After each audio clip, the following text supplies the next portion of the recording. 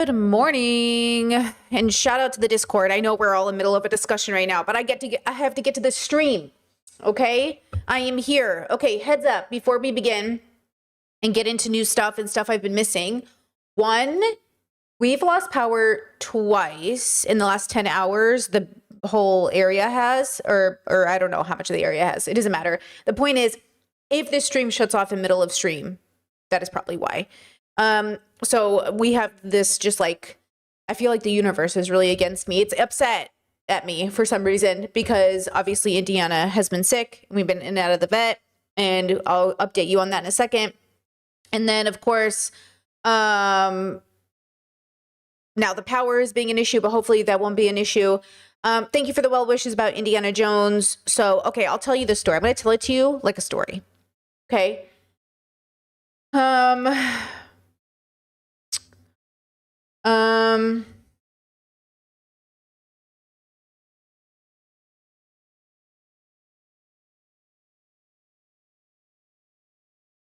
Okay, let's see. First, let me tell it to you like a story. Okay. Oh, thank you, Chess. I love your yellow nails. Thank you. I'm working on I'm going to do a photo shoot with yellow flowers. And so I was testing yellow nail polish. Let me just tell you this, girls. One thing I have learned, hold on. I'll tell you about Indiana. I'm frazzled today. First, what I have learned about nail polish is the expensive ones are better. Okay. Like the pigments are better. They're, the formulas, they smell less bad. Their pigments are so much better. So this is a cheaper nail polish, and I already see all of the problems with it. Like I can just, everything about the way that it applies, everything about the way that it works. Like, you know, I was trying not to spend $10 a bottle on nail polish, but they're so much better. And I was just like, oh my gosh. So I think this is the last time I'm ever spending my money on a not expensive nail polish, but $10 a bottle is no fucking joke. Like that is a lot of money, but it's crazy the differences. And I don't have to apply it as much. I also I invested in a top coat that is amazing. Because before I was like redoing my nails every 2 days because it was just chipping, but I invested in a $10 top coat. You know what I mean? And then I only had to do my nails every 6 days. And so I was like, fuck. So, you know, it's like little things here and there, girls. Like, but you have a limited amount of extra spending money. $10 is a big deal. That's a big deal. That is like, you know, trying to stay in budget here. That's crazy. Okay, so here's what happened with Indiana. Let me update you. So I'll tell it like a story. Over the weekend, we were going to take Indiana to the vet actually this Friday. So like in the future. So today's Wednesday. We were already planning to take Indiana to the vet Thursday, Friday, because we knew it was time. We needed to do an update. We were trying to get her blood drawn. We've been in and out of vets for a couple of years with Indiana. So we knew something was going on. She lost her voice. She was having a coughing fit. They thought she had asthma. She's got inhalers, x-rays, blood drawn, all of this stuff drawn. And now we're back to the cycle of doing everything again because we couldn't find anything. So here we go again. We are doing the same things over again because we're thinking, well, maybe something has changed. So we get to the vet, and then the first day she's sober, wide awake, and very upset. Okay. She over the weekend had declined so significantly to us. She wasn't eating, which is crazy because Indy is an eater. She loves her food. Okay. So she wasn't eating. She was, forgive my French, defecating in little spots around the house, which she has never done. And I was like, ma'am.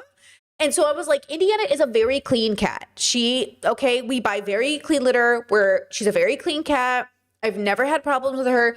And she starts making messes around the house. And we were like, oh no. So, okay. She isn't drinking as much water. She's just like, you know, you just start to notice habits in your animals and your loved ones, right? So you have this feeling. So, okay.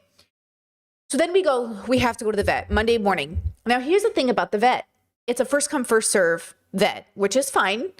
But that meant we had to go at like the start of the morning at 8:30 when it opened, because if you don't go in the morning, these girlies fill up. Okay. They're a very popular vet. People love it. They fill up in Croatia. So I was like, okay. So just as a chronically ill girly, as neurodivergents, throwing our schedule off is just going to stress us out. So I didn't sleep because I can't sleep. So I slept on the couch, which would guarantee that I would wake up, because if I sleep in my bed, that is very comfortable, the sleep gods will not let me arise. So I slept on the couch with Indiana. Then we basically woke up and got ready, and we had to walk to the vet because, okay, 2 reasons we had to get there early. 1, because it would fill up, and 2, because of the sun. We don't have a car.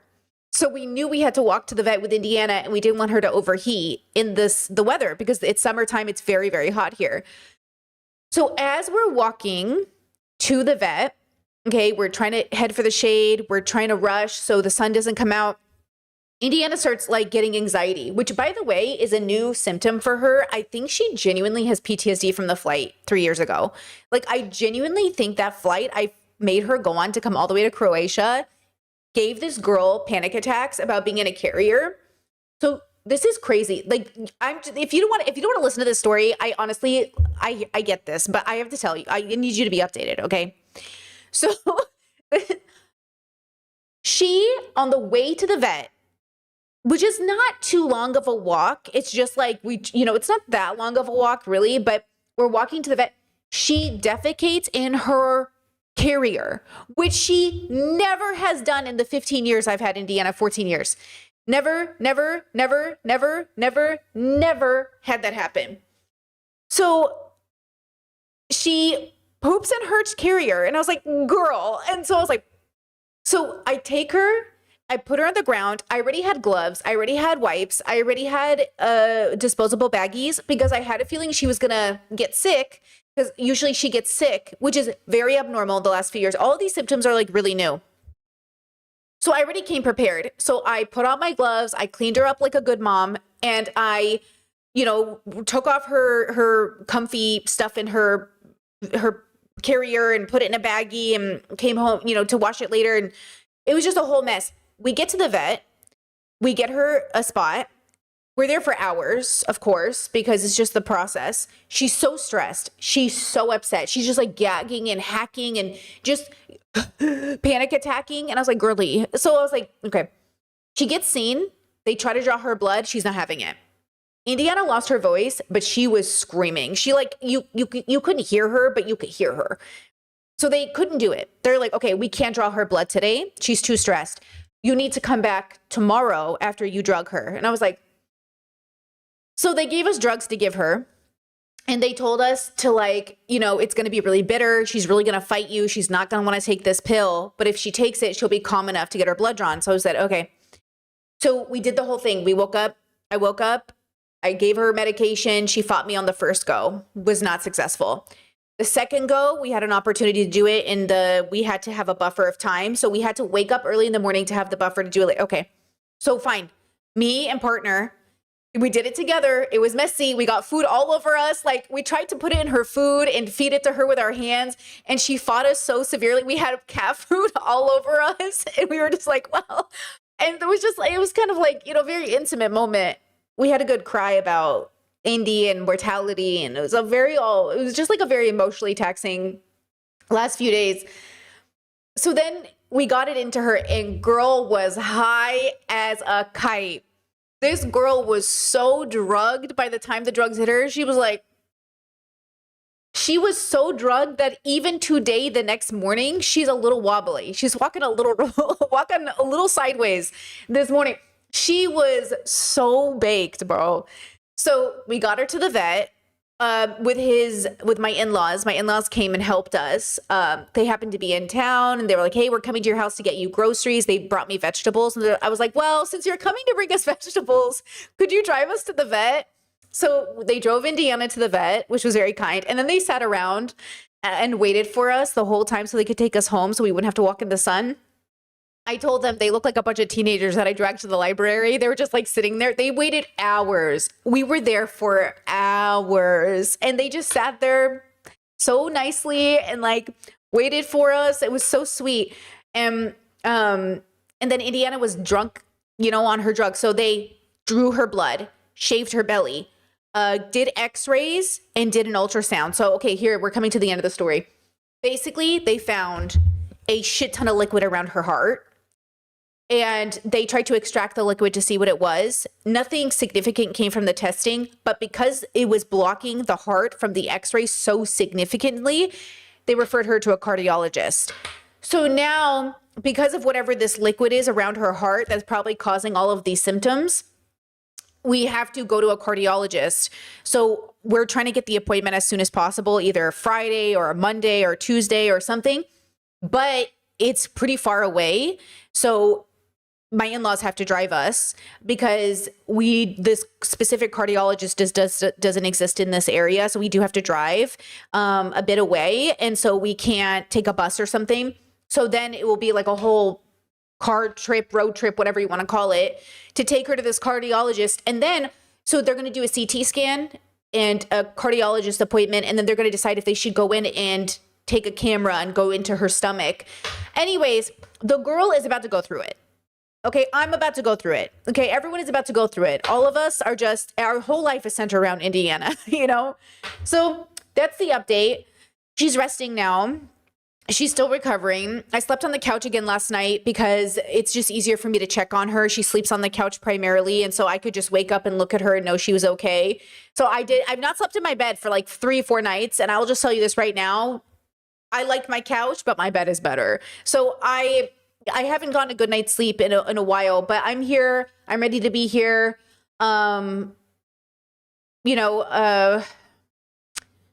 I appreciate all the concerns. Somebody said the cutest thing on the post of Indiana that I posted. They said, it's funny that Indiana has no clue that a bunch of strangers on the internet are worried for her. And I just think that's so sweet. And honestly, I started crying when I read that. That was so sweet. It's true. Like, I know you guys don't know her, but you kind of know her, but like, she's so significant to us. And we've definitely shed a lot of tears for her. And, you know, I cried a lot. Like, I'm so emotional when it comes to Indiana, but that's, you know, and I at the same time, I've already pre-mourned her in so many ways, but it's just, you know, it's so, who knows what's going to happen. I'm trying to be optimistic, but I don't know. I was kind of getting the vibe that they felt like this wasn't a great sign, that they were concerned. And she is also older at the same time. So I get it. But thank you for caring and thank you for all the support. I'll try to make the next couple days of stream amazing. We have great topics for you today, and hopefully if I need to take off again next week or Friday or whenever it is, it'll be okay. You know, it is what it is. It's life. Oh, thank you, Red Song. You're so sweet. Thank you so much for that super chat. Very generous. You're so sweet. Thank you for being a member as well. Thank you so much. And thank you guys for the warm wishes. It really is like, you know, especially with this job, everybody knows that the job is so weird. You take a couple of days off, news happens, people forget your channel exists. And so I'm like, oh, I gotta go to work. So I'm here. Hi, I missed you. And to be fair, I do miss you, you know. Chess says the lack of streams had me in withdrawals. I was in withdrawals. No, I'm really like, I'm so happy to be back. Even though these next few stories are going to be a little hard and heavy, we're going to end with some philosophy today because, you know, this was a very philosophical weekend, to be honest. It was, you know, the mortality conversation, the pre-mourning, the, you know, just recognizing how truly, like, we're all going to die, all of us. And there's never enough time, you know, but that's why you have to honor the time that you do have with everybody. And so we're going to do a very philosophical stream today. Also, I did also, Indiana and I mostly spent the time making sure she was still breathing. That was number one. But also we watched a lot of like home decor shows, and I did some art, which was really nice. So we also engaged in some hobby stuff, which was also another reminder of living in the most present and engaging in this way. And then the good news, chat says, I hope it's not too expensive. The good news is that it won't be as expensive. I mean, we paid like, I think our vet bill yesterday was like almost 300 euro or something. So it was expensive, but it was necessary. And thank goodness we're in a spot where we're debt free and we have a little bit of a savings. So our savings covered it. We're fine. But it is one of those things where we are in a position of we're fine. We're okay. We're going to be great. And our only concern, our biggest concern is Indiana, you know, and just making sure she's okay. So we kept telling him, like, we don't care what it costs. Like, within reason, of course. Like if it's $25,000, we got to talk about it, because it's kind of crazy. But we just want her quality of life to be good. That's what we want. We want her quality of life to be good, and we just want to make sure she's okay. Thank you so much, Linda. Oh my God, you're so sweet. Thank you so much. And you're a member. Thank you so much. Sending love to your family, you said. Thank you so much. Guys, thank you. I appreciate that. I really do. Jessica said, hey, Bray, is there any way to contribute to Indiana's vet fees in a more direct way? Oh, guys, please. No. Don't worry about it. We're okay. We're financially okay. Donate in Indiana's name to Palestine. Donate to in Indiana's name. Indiana would want you to donate to all the animals in Palestine who don't have homes, because Indiana has a home. She has a community. We're okay financially. We're in all the positions to have an emergency. It's now. We're good. I know Do Not Worry podcast did fundraising for animals in Palestine and in Gaza. So maybe you guys can look into that. But I thank you. You're so sweet.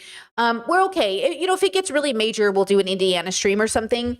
But for now, we're okay. We're gonna be fine. And yeah, Chess is much less expensive than the vet visits in the US. Oh, in the US, I got Indiana's tooth extracted. It was $1,500 cash.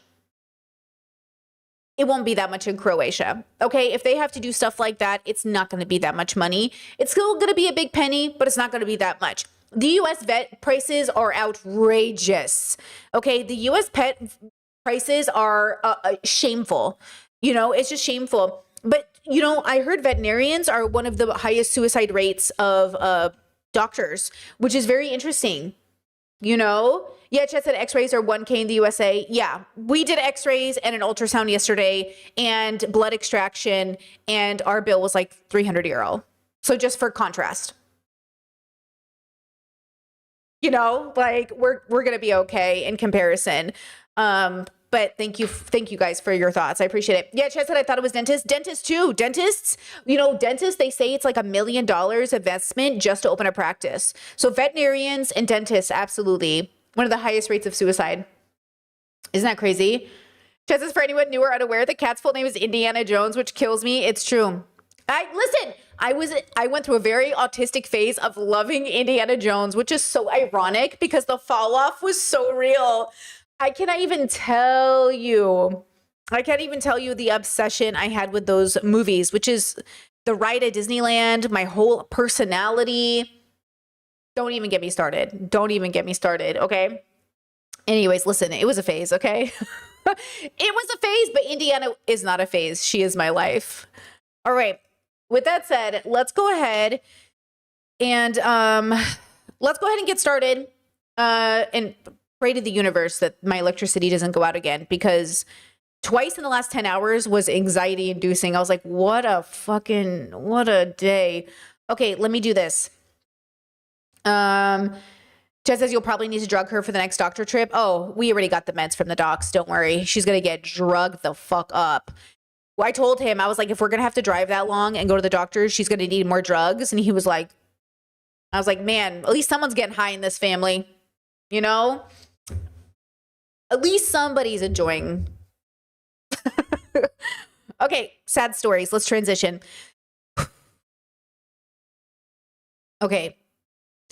So while I was away, and I'm sure a lot of you heard about the ICE killing in Maine, devastating story. A father, 26 years old, if I'm not mistaken, has died at the hands of ICE. Devastating story. Let's have Amy fill us in Democracy Now! Because I am still missing some details from this case as well. Let's warm up with some devastating news just so we're aware of what's happening. And interesting that it happened in Maine, given that we've been talking about Graham Plattner so much. So Democracy Now!, democracynow.org. I'm Amy Goodman with Juan Gonzalez as we turn to Maine, where immigration agents fatally shot a 26-year-old Colombian man on Monday as he drove to work in the city of Biddeford. The man has been identified as Joan Sebastian Guerrero, the father of a 3-year-old daughter. One witness reported seeing agents dragging him from the car after the shooting, which was also visible in CCTV footage. Another eyewitness told the Portland Press Herald, quote, he was bleeding profusely from the head. He was talking. He said, I tried to stop. At least 4 bullet holes were seen in the car's windshield. After the shooting, another neighbor said she heard a woman screaming at immigration agents, you took her dad, you took her dad. The woman was with a young girl dressed dressed in blue pajamas, who's believed to be Guerrero's 3-year-old daughter. Another neighbor said, quote, "I watched a wife fall to her knees looking at her husband's dead body on the ground. I watched a little girl crying with a little pink backpack on because she's never going to see her father again," unquote. Maine Senator Angus King's office said the Department of Homeland Security had confirmed that Joan Sebastian Guerrero was not the target of any warrant. The Maine Immigrants' Rights Coalition said he was authorized to work in the United States and had been issued a Social Security number. His death prompted protests across Maine, including outside the offices of Republican Senator Susan Collins. Last term, she was the deciding vote in approving $70 billion more for ICE and Customs and Border Protection.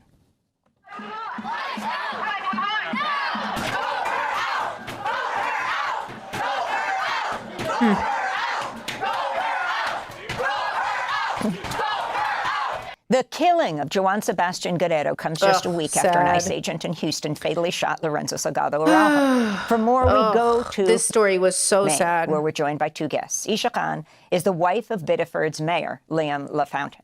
She joins us there. And in Waterville, Maine, we're joined by Nathan Bernard, a correspondent for Dropsite News. We welcome you both to Democracy Now! Isha Khan, let's begin with you. Talk about what's happening in Biddeford, what you understood happened yesterday morning. I understand, and looking at the video through the day, that there wasn't even a crime scene set up. If you can tell us what you understand and the protests that have taken place and that are planned for today as well outside ICE offices in Scarborough. The last 24 hours have been deeply painful and disturbing. Our community is hurting. A child lost her father, a woman lost her partner, and we have lost a neighbor of ours. And we are doing our best to find ways to heal and connect.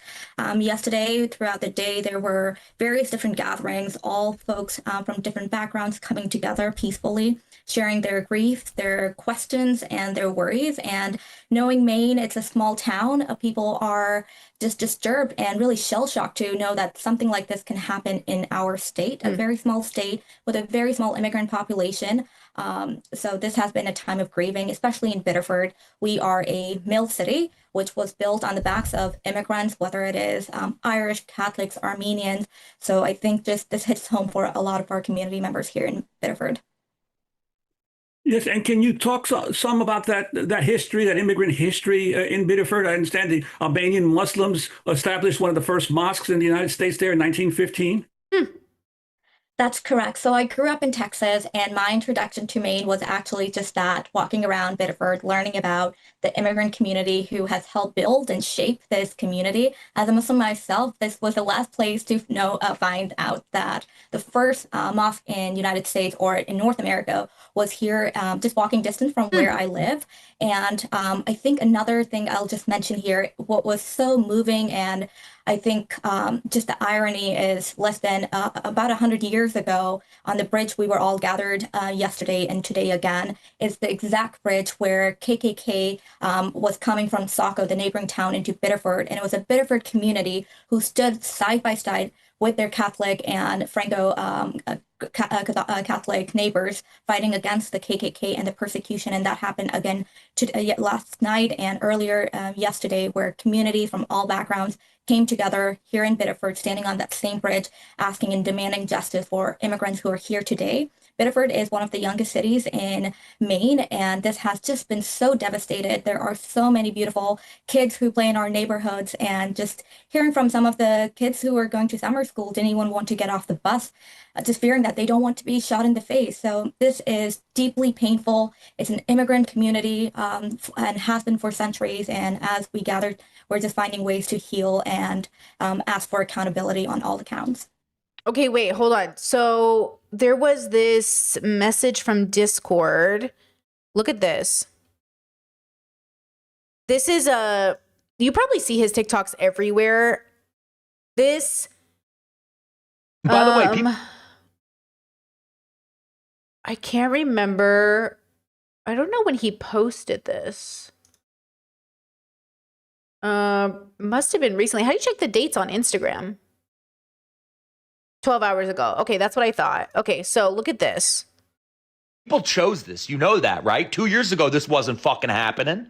2 years ago, you could trust fucking lettuce and you didn't have to worry about getting shot in the head by a masked man that your tax money pays for. 2 years ago, if I asked you about Strait of Hormuz, you would have made a joke. You'd be like, Strait of Hormuz, fucking, I guess done like Lady Gaga. Now instead, you're like, why? Did it close again? What's the gas price? What is he talking about? This guy's so popular. He comes up on all of my fucking feeds. He's so annoying to me. What is he talking about? 2 years ago, you could trust ICE. What? Like, when?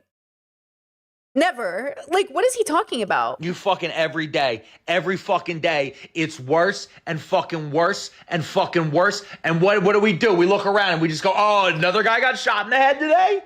Oh, I guess we can't eat beef now because of the flesh-eating fucking fly. And every single one of these dipshits, every single one of them, whichever South African billionaire you want. Like, this is so stupid to me. You know? Like, this is just so silly to me. And this is the kind of stuff that I'm like, no. Like, this stuff has always been happening. It's happening to our communities. It is a big deal. It's been prevalent for so long. I don't even understand that narrative. Like, that, even having that belief and to be so loud and wrong about it is so interesting to me. But I just thought that was so appropriate for the way that we were having this conversation just now. And let me just pull this up. Actually, no, I'll save that for next. Okay. So it's just so interesting to have something like this happen and for anyone to make content about like, oh, 2 years ago we could trust XYZ. It is like, absolutely not. Okay. Absolutely not. I don't even know why you would post that video. Now, Maine's Democrat. And I don't like the callousness in which he was like, oh, somebody got shot again. Like, he's trying to be funny, obviously, but I'm not laughing. You know what I mean? Like, I am not, like, it's not funny. And I think that's the problem with being sort of a comedic commentator on the news is you have to remember, like, at some point, none of this is funny. I understand that, like, laughter can heal wounds and laughter can bring people together. And I do think that couldn't be true. But sometimes it's not true. Like, sometimes it is just devastating. And sometimes no matter how much you accentuate your voice, like, I'm not laughing. Democratic Governor Janet Mills and its Republican Senator Susan Collins are both calling for investigations. But what kind of actions did they take before this shooting and holding ICE accountable? I think this is something that Maine has been grappling since the beginning of this year, where we have seen just the increased surge in ICE agents and ICE presence throughout our community. And while I can't speak to what they're, Senator Collins or Governor Mills are doing, I can say that what I have learned and I have seen is a lot of support. Well, and Chet said, I don't think he was trying to be funny. Brittany, his brand is telling or yelling. Well, yeah, but that's a humor tactic, right? You also said above, you love him. He's a liberal, not a leftist. Well, he's trash then. He's trash. I get that you like him, but I don't know why. You just said he's a liberal. You know what I mean? Like, ew. But like, that's the comedic tool he's using. That is him trying to be funny. You know what I mean? So him like yelling and him having that, you know what I'm saying? Oh, is he the guy who does Philip DeFranco? I hate that podcast. I tried to watch it. No, okay. That makes more sense though, because I tried to watch that podcast with Phil and okay, now that I know it's the same guy, that's why I didn't watch that podcast. I was like, I don't know who the fuck this guy is with Phil, but he's fucking annoying. And I didn't watch it. Now that you've told me that, it all makes sense. Yeah, I don't like that guy. Sam, I am. Don't like him. Don't like that new pod with Phil. I also don't like Phil's new like stoicism channel. Have you guys come across it? It's trash. Delete it. I'm sick of men losing weight and then starting a philosophy channel where they're like, what is the meaning of our lives? Sit down. You're doing too much. Spend all that extra energy hanging out with your kids. No offense. Support from our community around this. Folks are gathering. In fact, knowing Biddeford and our community, we are a aging, Maine as a whole is an aging population, and a big chunk of our workforce relies on immigrants. And in January, when ICE agents... This picture is fucking devastating. I'm disgusted at ICE, of course, in this government. This is a devastating photo. This little girl, honestly, I don't know nothing about this dad, but he sweet as a button. He looks like a child to me, 26 years old. He's a baby. Started surging, that began to surge. Devastating. The vast majority of people didn't show up. And if we were at a breaking point where our hospitals were not able to operate. And it took Governor Mills, our elected officials, to work together to find ways to make sure our community feels safe. And we were given the impression that ICE is going away, but that was certainly and is certainly not the case. And yesterday was a strong reminder of what our elected officials need to do as we continue to move and for the survival of our state as we know it today. Isha. Okay, I want to stop there. Devastating story. I just wanted to bring it up here. I know you guys have probably seen it, but I just wanted to make sure we covered it here. There are so many news stories this week that I think are just so important. Obviously, ICE is running rampant. Important conversation to have with your family and friends. And this goes back to the video that I posted about Daryl. Daryl individually making a decision to go into KKK neighborhoods or communities to try to convert people, his business, his free will, his time on earth, right? God bless. Us as a community saying that this is what we all need to individually do, I don't think is the answer, nor do I think it's what Daryl's technically saying, though I do think sometimes in some of the stuff he's saying he is trying to say like it's on us. It's on us to heal ourselves and be accountable, and it's on us as a community to recognize how fucked up we all are. I think this is the part that's really confusing. It is a privilege to say, I'm not going to have children because the world is so fucked up. It's also a responsibility you have about what world we're bringing kids into. And this is why we need to recenter the whole conversation on kids.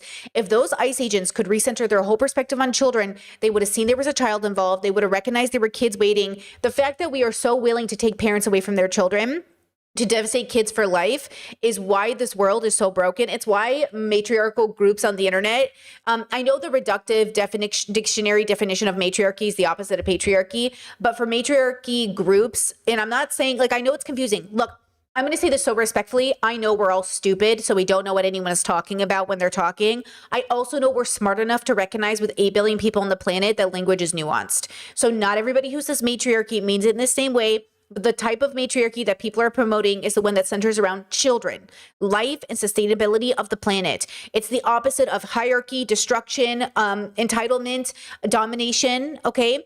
So I understand. Listen to me when I say this.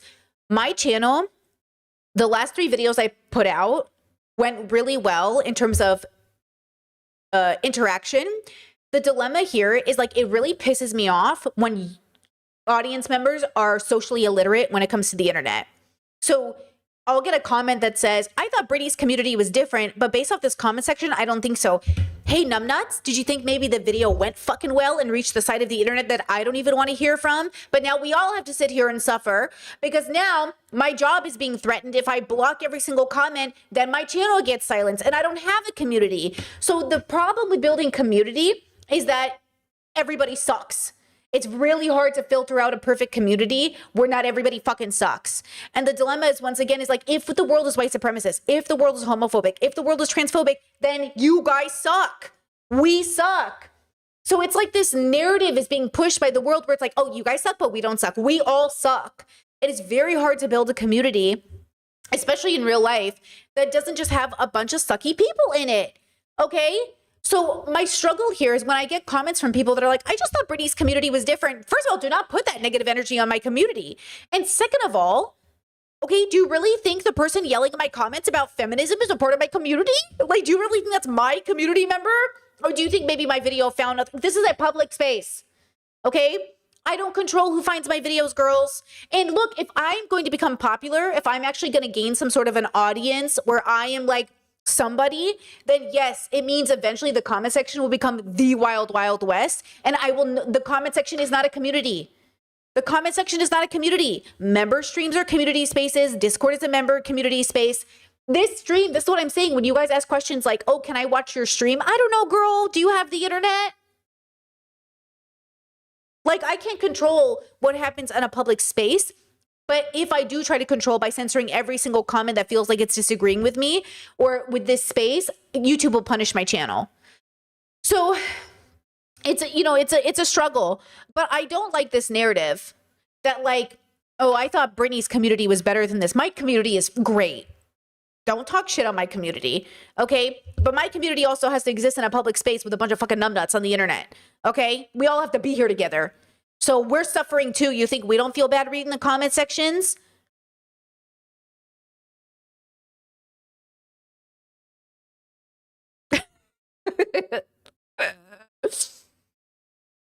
Fucking losers, bro. Fucking losers. You know what I mean? You leave my community alone. All right, let's talk about data centers and how they're fucking ruining people's lives. Georgia homeowners being forced from their homes to help power AI data centers. Bullshit, bro. Absolutely disgusting. Oh, can I just tell you something? I was catching up on old movies from my childhood that I used to love, and I was watching Sweet Home Alabama, and there are no black people in it except for the housekeeper. And I sat there and said, it's in Alabama. And the worst part is that her family is the South. They have a Confederate flag. And he's like, the South wins again. And the villain is a Democrat. The villain is a liberal. And I'm sitting here like, the way I used to eat up that movie. And then I watched it again. I was like, what the fuck is this? What is this? I also watched Ghost of Girlfriends Past, which girls, listen, millennial romantic films is the reason we're all so fucked up. I swear to God. Listen, such memory lane. Matthew McConaughey is a serial fucking asshole who has like hundreds of bodies, okay? And one of the girls calls him socially R-word. She goes, you are socially R-worded.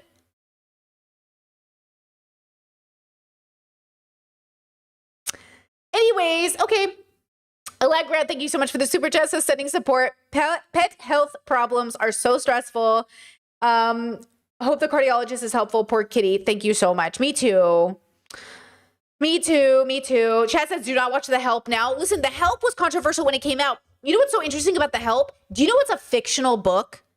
It's not a real story. It's a fictional story. It was, listen, I remember watching The Help and being like, oh my God, this is a good movie. And then I did research into the book and I was like, this is a white woman's fantasy. It's a white woman fantasy movie. Isn't that amazing? Racism everywhere, homophobia everywhere, transphobia, ableism everywhere. I'm telling you right now. That's why we have to deconstruct the way we're raised, the media, guys, the media, the way we think about relationships. Every fucking romantic story from millennials was the guy's really fucked up, but if the girl loves him enough, you'll actually just realize he had a tart childhood and he just needs to be loved. He just needs to be loved. And I'm like, oh, talk about conditioning, bro. Talk about conditioning. Everyone always talks shit about Disney. And Disney is a big part of it, but fuck Disney. What about all these romantic films for people who are older? Hello? Anyways, okay, let's learn about data centers.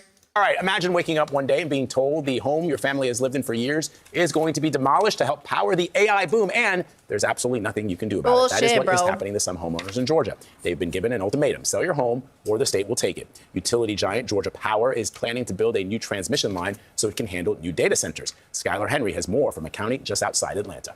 I'm a single mom. I worked hard for everything. How do you put a price on a home you never intended to sell? One filled with more than 2 decades of memories. I think I was 5 or 6 when this was built. The treehouse where you grew up playing pretend. The yard where you buried your pets. The greenhouse that fed your family. Oh, when you talk about what being on this property means to you, right? It's y'all's. It's ours. It's ours. It's my mom's. It's mine. It's my daughter's. It's our family. We belong here. But Ansley Brown's childhood home likely won't be here much longer. That's because the state's largest utility, Georgia Power, says it needs the area to make way for a 35-mile-long transmission line. Georgia Power has been here for as long as Ansley's mother has owned this property. It's just beyond the tree line. Now, with the expansion of this latest project, they're looking to take the 2.5 acres the house sits on. Georgia Power says increasing demand from homes, businesses, and data centers has outpaced the capacity of its existing grid, and building a new transmission line requires acquiring more than 300 parcels of land, including residential properties. What did your mom tell you she wanted for this property to be? Generational wealth. So I have a young daughter. This home is supposed to go to her. True generational wealth was the idea, and now it's being stripped from us. Georgia Power estimates 70 to 80% of the power on this new line is expected to help serve data centers being built. With peace and love, that is not actually what generational wealth is to me. Like giving somebody a house is just like a house has been in the family for 100 years. Hardly generational wealth, really. But I think that that's the dream that's sold to middle class people or lower middle class people, is like, that's what generational wealth is. But like, that's just like, that should just be the basics. Like, why in the world wouldn't your family home go to the family? Like, you know what I mean? If possible, of course, if you have multiple kids and it's like, which kid gets the family? But like, even that idea has been sold to, like, I'm sorry, like, even like poor people of like, oh, this is your generational wealth. Like, a house is hardly going to be like, you know what I mean? It's great, but it's not the same as like when rich people talk about generational wealth, they're talking about never needing to work. They're talking about never needing a job. They're not talking about just having a house. They're talking about, I know people with generational wealth that are 50 years old who have never had a job. I should say that I know of them, but like, they've never worked a day in their life, guys. They have 3 homes on like 50 acres. When we talk about in their mansions, like when we talk about generational wealth, like, you know what I mean? It's interesting the words we use for ourselves when they'll never apply to our lives. You know what I mean? In part to support the growing demands of artificial intelligence. It says the remaining 20 to 30% of power will serve the state's growing residential and commercial demand.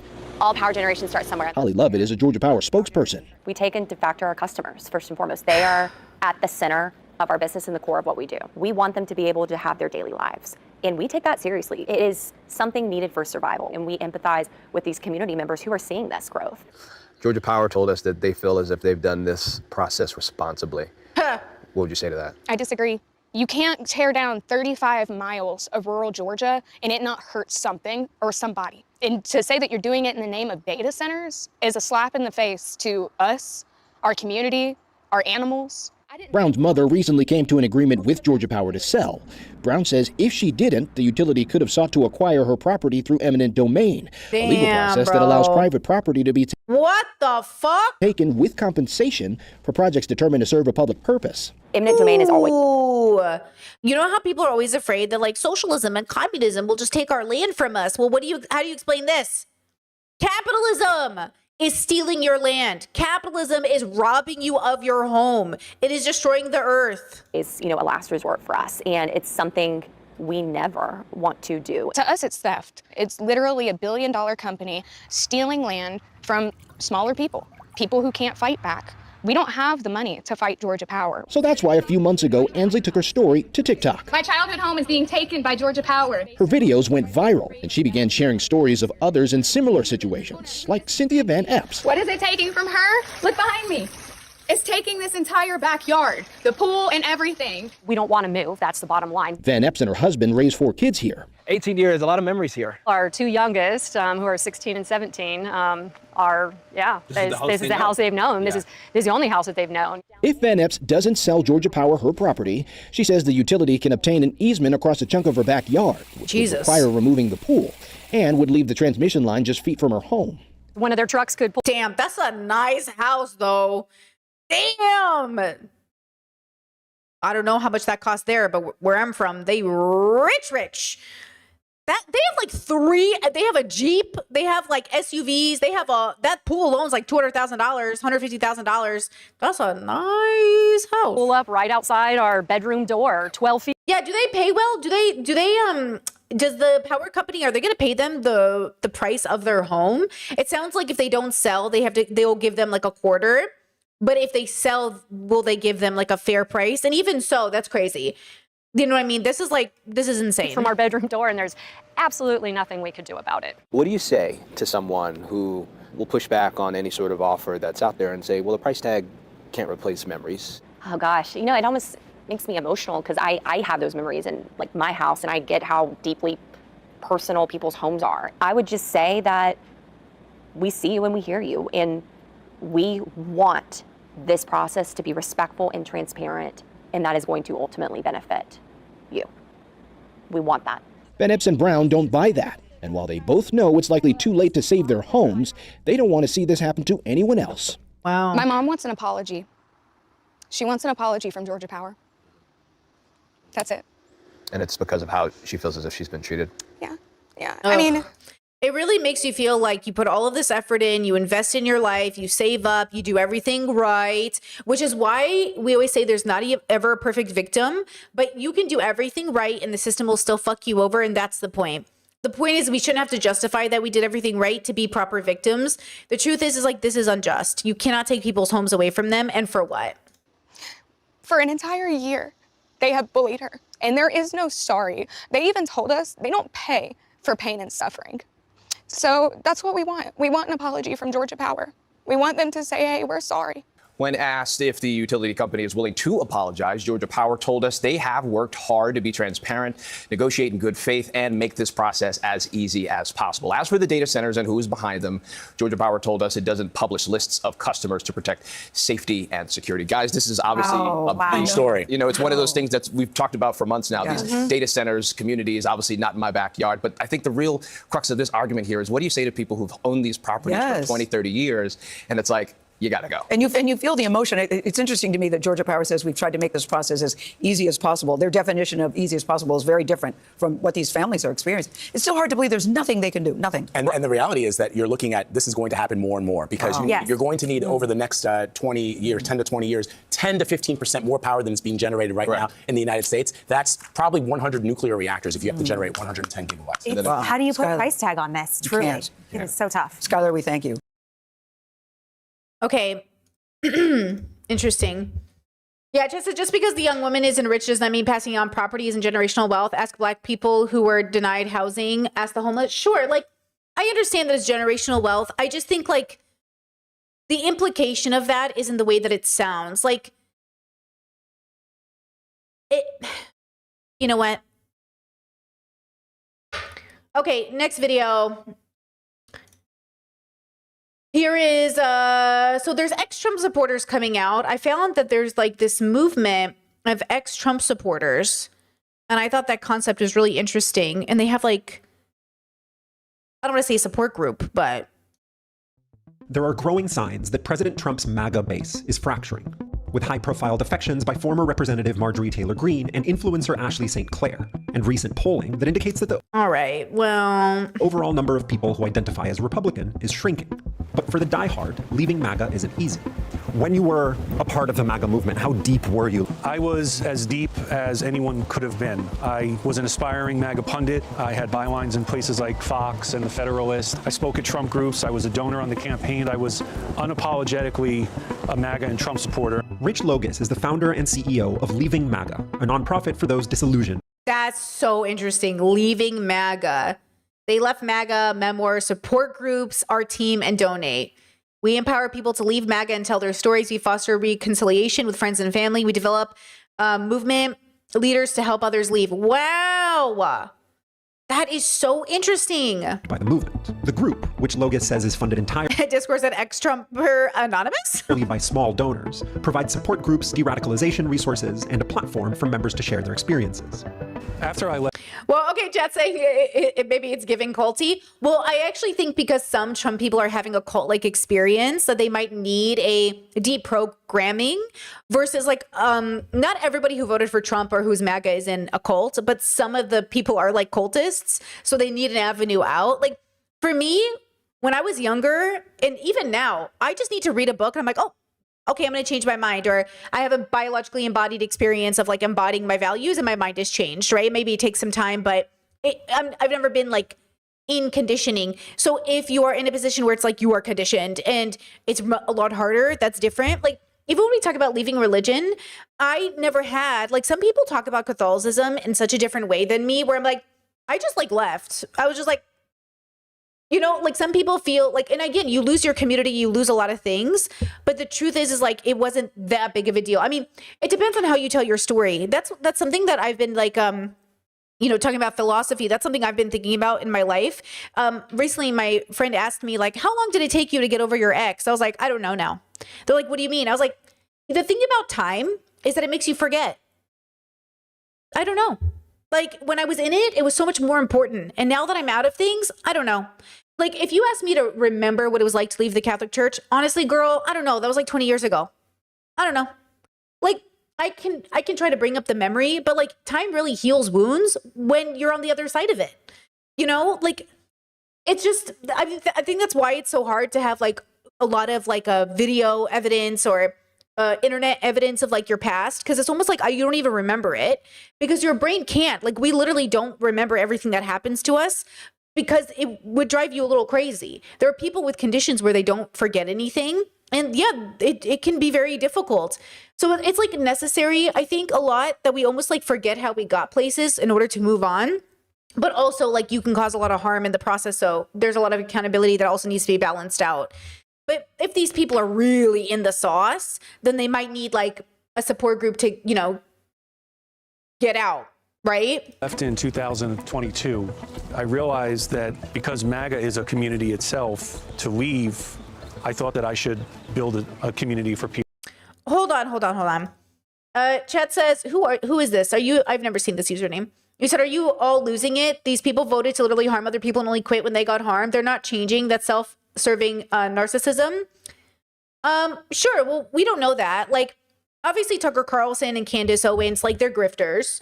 But regular Trump voters, I don't know. Like, some people are organically going to change because we believe in restorative justice. Like, of course we believe people can change. What else are we doing activism for? And at the same time, we understand that people become stagnant and people are less likely to change. That's what we do philosophy for. So activism is an attempt to challenge philosophical knowing. Philosophy is an attempt to accept the unmoving mover, right? So you balance it out. So obviously people will change and some people won't change, right? You said this is how we got Graham Platter. Well, this is also how you have this negative attitude as well. See, here we are. I don't know why you're being so negative Nancy in my chat, girly. Like, I don't know what you're saying. Where are you coming from? Who are you? What's your background? What's your lived experience? I don't know who you are, right? We're not talking about holding our breath for people that have changed their minds. God knows their deconstruction takes years. They could decide not to vote for Trump tomorrow, but they're still pro-life and anti-gay and anti-trans. We know. We're not stupid. Do we look stupid? We know. You think we don't know this? Don't yell at us like you're the new person here. Like, we know. Okay? I'm saying these are regular people. This is what I'm saying about your grandmas, your uncles, your families. There ain't no way you grew up in a progressive family. So your family also sucks and you also suck. Okay? So don't sit here and yell at my chat. Because God knows we're already trying. We know. We have to deal with family members that are MAGA. We have to deal with family that are MAGA. We know. But if there's a way for them to get out and they decide to take this route, I'm here for it. If it works. But you know what actually works? Therapy, introspection, philosophy, patience, humility. You know, that's what I'm saying. You said I am Black and I have watched Black people constantly warn you about this sort of thing since the 1980s. It always goes the same way, and my parents were in the movement. But I love that for you. Then where's your, okay.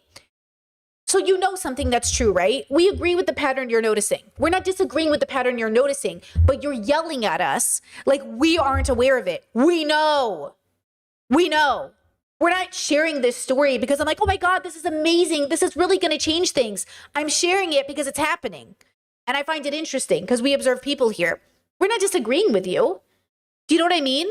I'm saying we know. Why are you talking to us like we don't know? What did we even say except, oh, this is interesting. I wonder what this is about. God forbid we be a little curious about the world. You know what I mean? That's all I'm saying. I'm saying there are 8 billion people on the planet. We know. And let's check this out and see what it's about. So come with us, join us, jump into the bubble, and let's see. People who also decide to leave. When I left MAGA, I had nowhere to go. To get a better understanding of what makes people leave MAGA, we heard from an array of the group's members. I grew up really poor, so a lot of my friends' parents would be responsible for helping me get to prom or making sure I had, new shoes for school, and they were all MAGA. And it was very much this constant conversation of, if you want to have nice things, be a Republican. Look at what we have. Look what we're doing for you. They say Republicans are cruel and heartless, but look, I'm taking care of you. If I was cruel and heartless, would I do that? I really wanted acceptance with my father, and my father was very much into Fox News, so that was... Oh, hey, just FYI, guys, if you see comments that are like, stop hopping into people's chat using your Blackness as a badge, only Black people can talk to Black people that way. I don't want to see one white person talking to Black people any particular way, okay? If other Black people want to talk to other Black people, that's fine. I don't want to see any white people in my chat saying stuff like that. Do not lecture Black people about their pain or experience in white America. Okay, white people? Something that we would connect on. I became heavily indoctrinated into trad wife culture. Household voting was something myself and my fellow trad wives in the church, we were all absolutely fine with household voting. And that Wait, so just to clarify. Oh, do you hear that? And my fellow trad wives in the church, we were all absolutely fine with household voting. And that Wait, so just to clarify, for people who don't know, household voting means the woman does not vote. So the SAVE Act, in essence, is to take that right away from women. In 2015 and 16, I felt that the two parties were the same, that democracy had failed most Americans and that elected officials. And the reason I said that is the commenter in chat is black. But if you see that and you think, oh, if a person is saying this, I'm gonna say it too. Don't say that. Okay, I just know that chatter's black, so they can you know. But like that's why I said it. So watch yourselves. Officials cared mostly about the wealthy and the powerful. And even though Trump ran as a Republican, I was very enticed by his outsider status. From the timelines you've given me, you guys were all sort of on the MAGA train to some extent in 2020, right? At that point. Yes. When you heard Trump claim that the election had been stolen, were any of you like, yeah, they stole this election, Trump won? Yeah. Yeah? Up until fairly recently, when I left MAGA, I did believe that the election was stolen. I believe that the riots were actually, those were patriots. They stormed the Capitol, and I'm like, well, yeah, I guess this is what you got to do if you have a corrupt, election process happening. Until I actually switched off Fox News and started getting my news from other places, my information. That's okay. This is a big deal, though. In order to say I switched off Fox News to get my news from other places, I mean, this is the hardest part. In all of my life, I have not gotten my parents to be able to watch stuff that isn't their sources.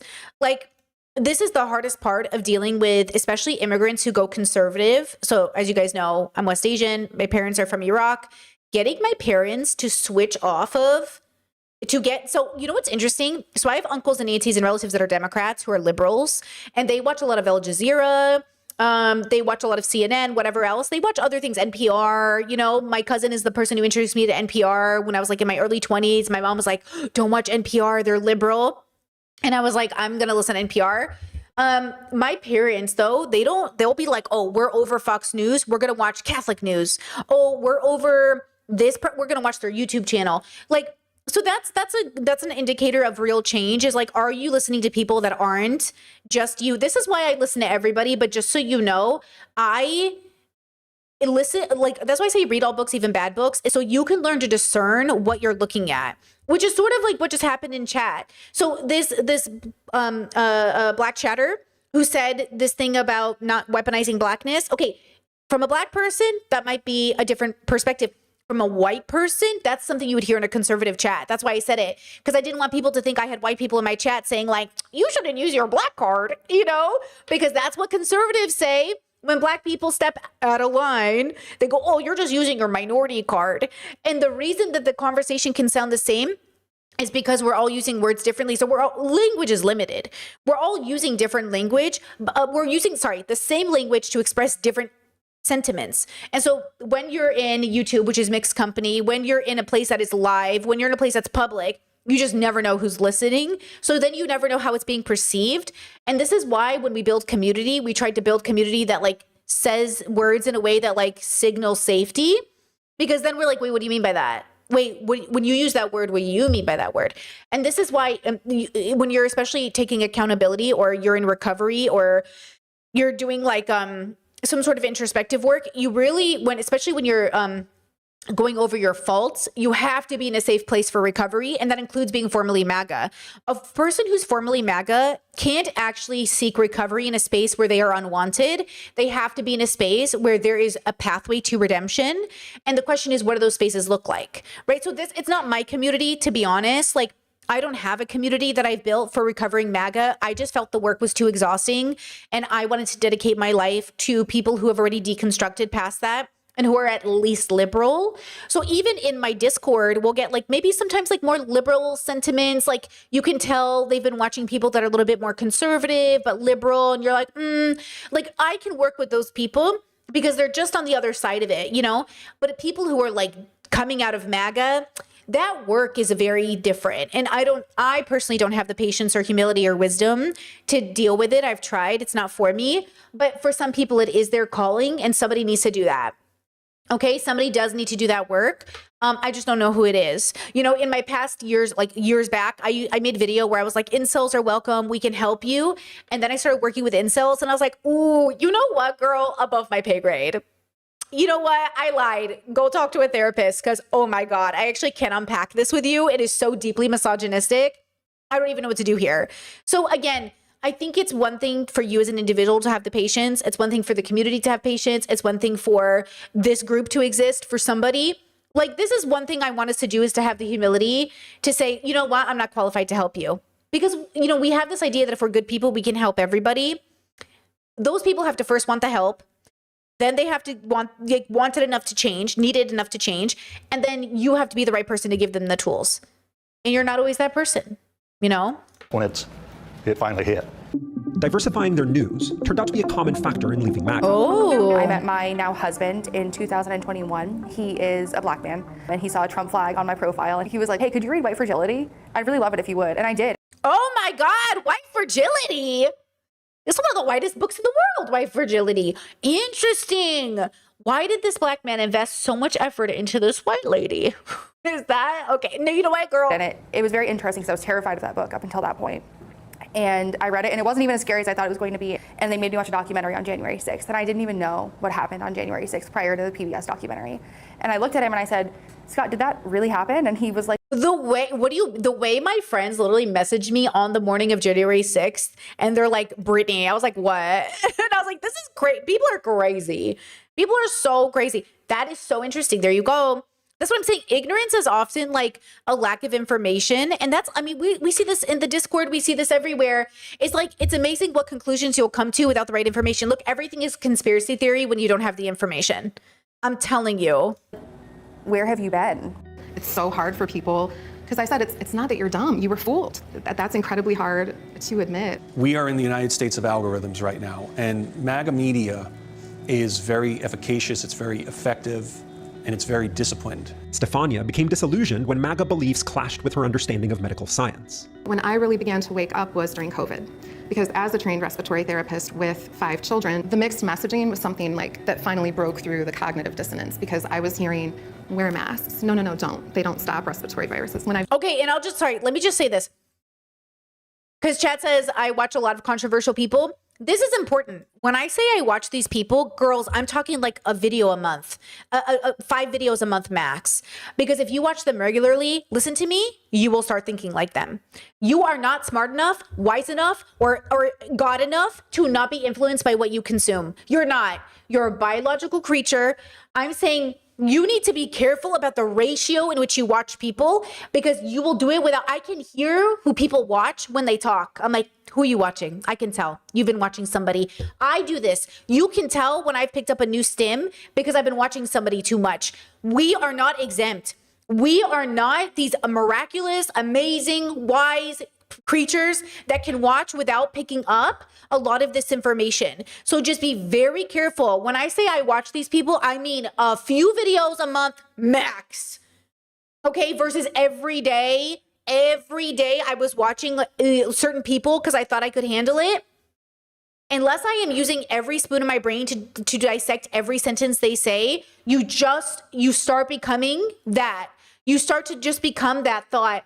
So I'm saying it takes a lot of effort. You know, even we've been reviewing in the Discord the Amber and Johnny Depp trial, and so much of this is layered. And that's what deconstruction is, girls. It's to pull it apart and dissect, because you come to conclusions with so many factors in mind: your lived experience, what you know, how many books you've read, how the media spins it, the manipulation tactics used against you, the headlines you see. You know how many people watch my videos? Elliot Sang was just saying this the other day, where it's very frustrating to make a 45-minute video, and within 5 minutes of the video being posted, somebody's written you a fucking novel. My average watch time is 12 to 20 minutes of video.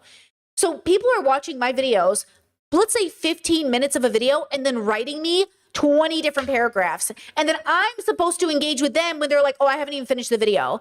So that's why YouTubers eventually have to stop reading their comment sections, because how did I just put in all of this effort, and then you wrote me this whole thing and you haven't even finished watching? Like, I get it. I like, my favorite comments, girls, is when you timestamp and say, I'm still watching, I'll update. And then you guys write a comment with all your timestamps, or you even write a lot. I don't even care if you post a lot of comments.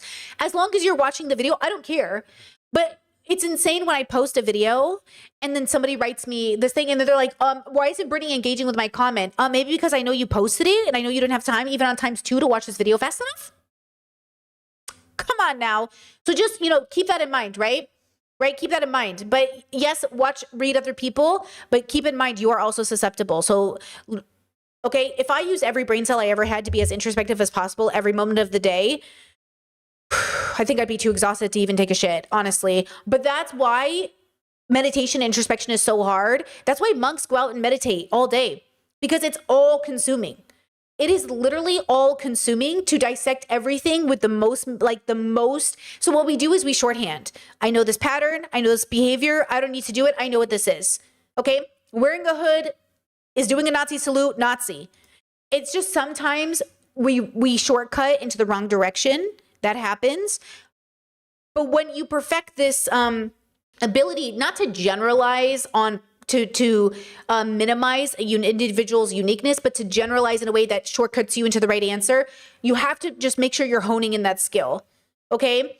Make sure your pattern, the recognizing of the patterns, and make sure your shortcutting is getting you to the right answer. Because if you're shortcutting into the wrong one, then we're not actually being introspective, right? Very much knew that they did. Stefania would be forced to return to her work in respiratory therapy in 2022 when her husband contracted long COVID and could no longer work. It all felt very karmic, I was experiencing the... And this is normal too. I know people say, like, why do you need something to happen to you to care? That's most people. Most people need a family member, a favorite character, a media, TV show. That's why media is such a good propaganda, because, and I know propaganda is a neutral term, but it's because we need to attach it to a story. That's why we've told stories for all of human history. Do you know what I'm saying? So like when we have these conversations, I just want you to be aware of it, that it's not, I know it sounds like you think like, I don't need that though, but you do, you just don't know it. Because again, guys, you're not special. There is nothing about you that is different than other people. You do not get to live on a planet where you are literally better than other people when you are born into the same planet we all are. You can't be perfect. The question is, are you willing to do the work? And yes, is your brain a little bit different? Are you having more of a unique experience? Do you have a specific experience that's yours? Okay. But you're not special. So the question is, if I'm not special, then how is this related to my life? Like, you know what I'm saying?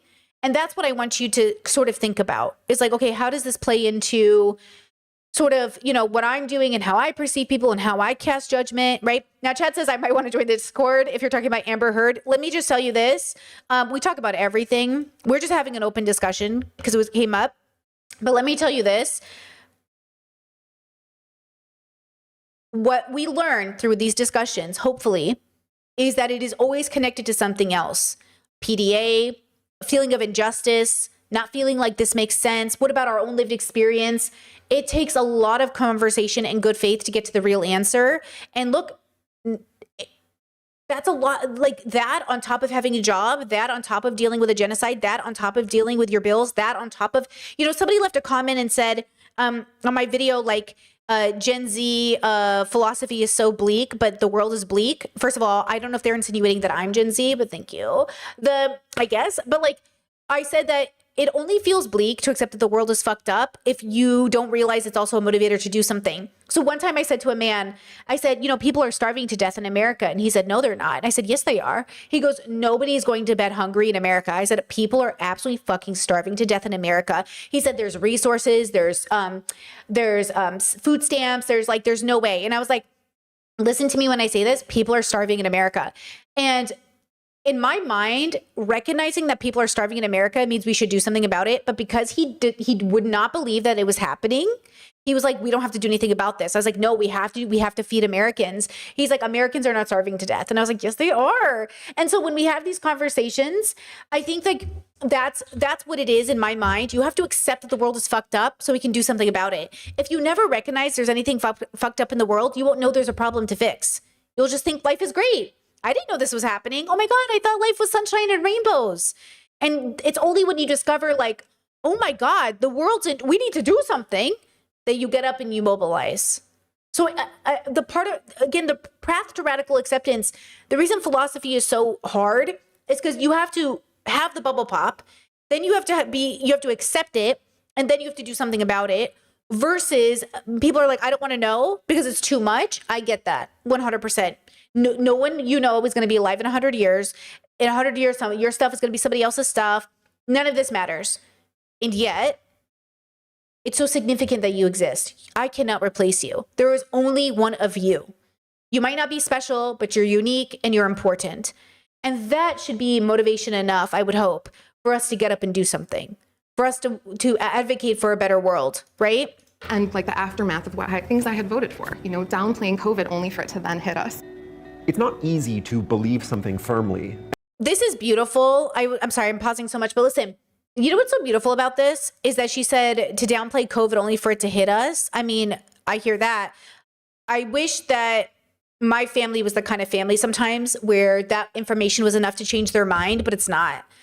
Okay, I have fibromyalgia because of COVID. I'm disabled because of COVID. And my parents just don't believe it. My family's like, nah, dude, that did not happen because of COVID. I was like, it did. They're like, I've had COVID. I'm not disabled. I was like, okay, well, I got COVID and I am. And so it's one of those things where they just don't believe it. And that's the hard part of what do you do when that happens, right?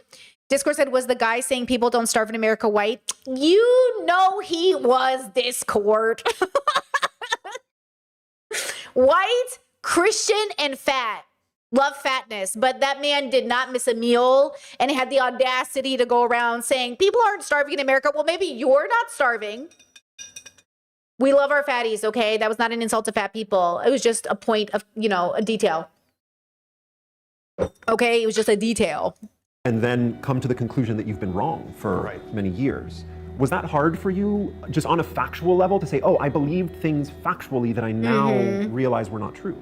Yes. That was something that I just couldn't square because I couldn't be wrong because I consider myself intelligent, knowledgeable. There was no way that I was wrong about it. And I held that belief for a long time. Chat says, I wonder why the Depp trial outcome meant so much to people. You said I listened to the clips of both sides and saw two troubled individuals. Yeah, I think like with every story of like, oh, you're two-siding it. There is usually a predator, an abuser, a primary person. And that's the problem, right? Think about people two-siding the genocide, which people accused me of the beginning because I was so fucking focused on Hamas being a group of men that I didn't even mean to do that, but they're right, that ultimately that's what it sounded like I was doing. But Israel is the primary abuser, right? So like it's to insinuate, it's to say that Palestinians deserve what they're getting because people are homophobic in Palestine, right? That's the conservative talking point. So you take that to smaller units like Amber Heard. You say, well, Amber Heard was toxic, so she kind of deserved the abuse Johnny Depp gave her. And I'm saying, no, Amber was the victim. Palestinians are the victim. So when conservatives say, well, how can you support Palestinians if they're homophobic? It's like, first of all, you're homophobic, and I don't think you should be genocided. Okay, and this comes to the narrative, and this is the part that's complicated because somebody in my chat was like, Brittany, you should personally apologize to Amber Heard. I didn't know Amber, so like, okay. And also, we thought she was an abuser.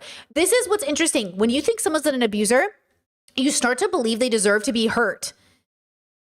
And I want to get away from that narrative that people deserve pain because they're bad people. Because that's exactly the thing that gets weaponized against imperfect victims. Like, this is why I say I don't want homophobes to be hurt. I don't want bigots to be hurt. That's most people. Most of the world is homophobic. If we went around saying, oh, you're racist, you deserve to die, or you're homophobic, you deserve to die, girlies, that's everybody. So I'm saying, what do we do when we live on a planet where everybody, mostly, when I say everybody, obviously not literally, but most people are, what do we do? Well, we don't ignore it, and we don't say, oh, well, everybody's horrible, I guess there's nothing to do. No, we say, oh shit, everyone's horrible. We got to do something. Instead of we do, like, again, don't become apathetic and think, well, humans all suck. No. We can do something about this, though. That's what's so exciting. We can start with ourselves and we can start with our communities. And we could all be doing that work globally. So don't give up hope. But remember that imperfect victims will be weaponized. And we need to stop weaponizing and say, oh, well, unless you're a perfect victim, we don't care about you. Because if we're waiting for a perfect victim, like, we're never going to find him. We're never going to find a perfect victim, ever, in a world that is so deeply imperfect. So, and it brings it down to this. This is connected. These people are imperfect. Our family members are imperfect. And look, of course, it's personal to me. My loved ones, my family members, I love them so deeply. It's unconditional. And a lot of them are very bigoted. You know, not everybody. I did see chat say, does any of your family believe in your disability? Yes, yes. I have gay siblings, liberal siblings, leftist siblings. Like I have even conservative siblings that recognize that I'm autistic and disabled and have fibro and all those other things. So I have a community, I have best friends, I have all these things. And I see the flaws in all of us. All of us are so deeply flawed, but some of us are not as flawed as everybody else. So, okay, here's my last caveat, and we're going to finish this video. Even though the world is mostly racist and mostly homophobic, mostly transphobic, do never think you are the same as these people. You are not the same as these people. These men are raping people. They're hanging people from trees. They're killing children. You are not even the fucking same. Okay? You forgot to recycle today. Oh my God. You Googled something with Google AI. Not great, but Jesus Christ, you're not, you know what I'm saying? Do not associate yourself. Do not internalize, oh, Brittany says we're all imperfect, so I guess I'm the same as a rapist. You are not even close. You are not even close. Please, my autistic listeners, do not internalize. Do not hear, well, everyone's imperfect, so I guess my abuser and I are the same. You are not the same.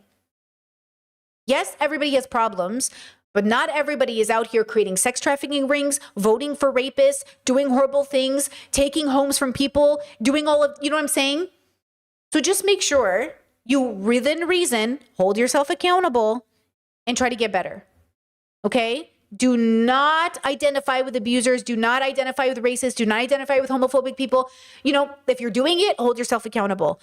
But do not, you know, do not self-flagellate. Okay? Don't self-harm because you think you're an evil person.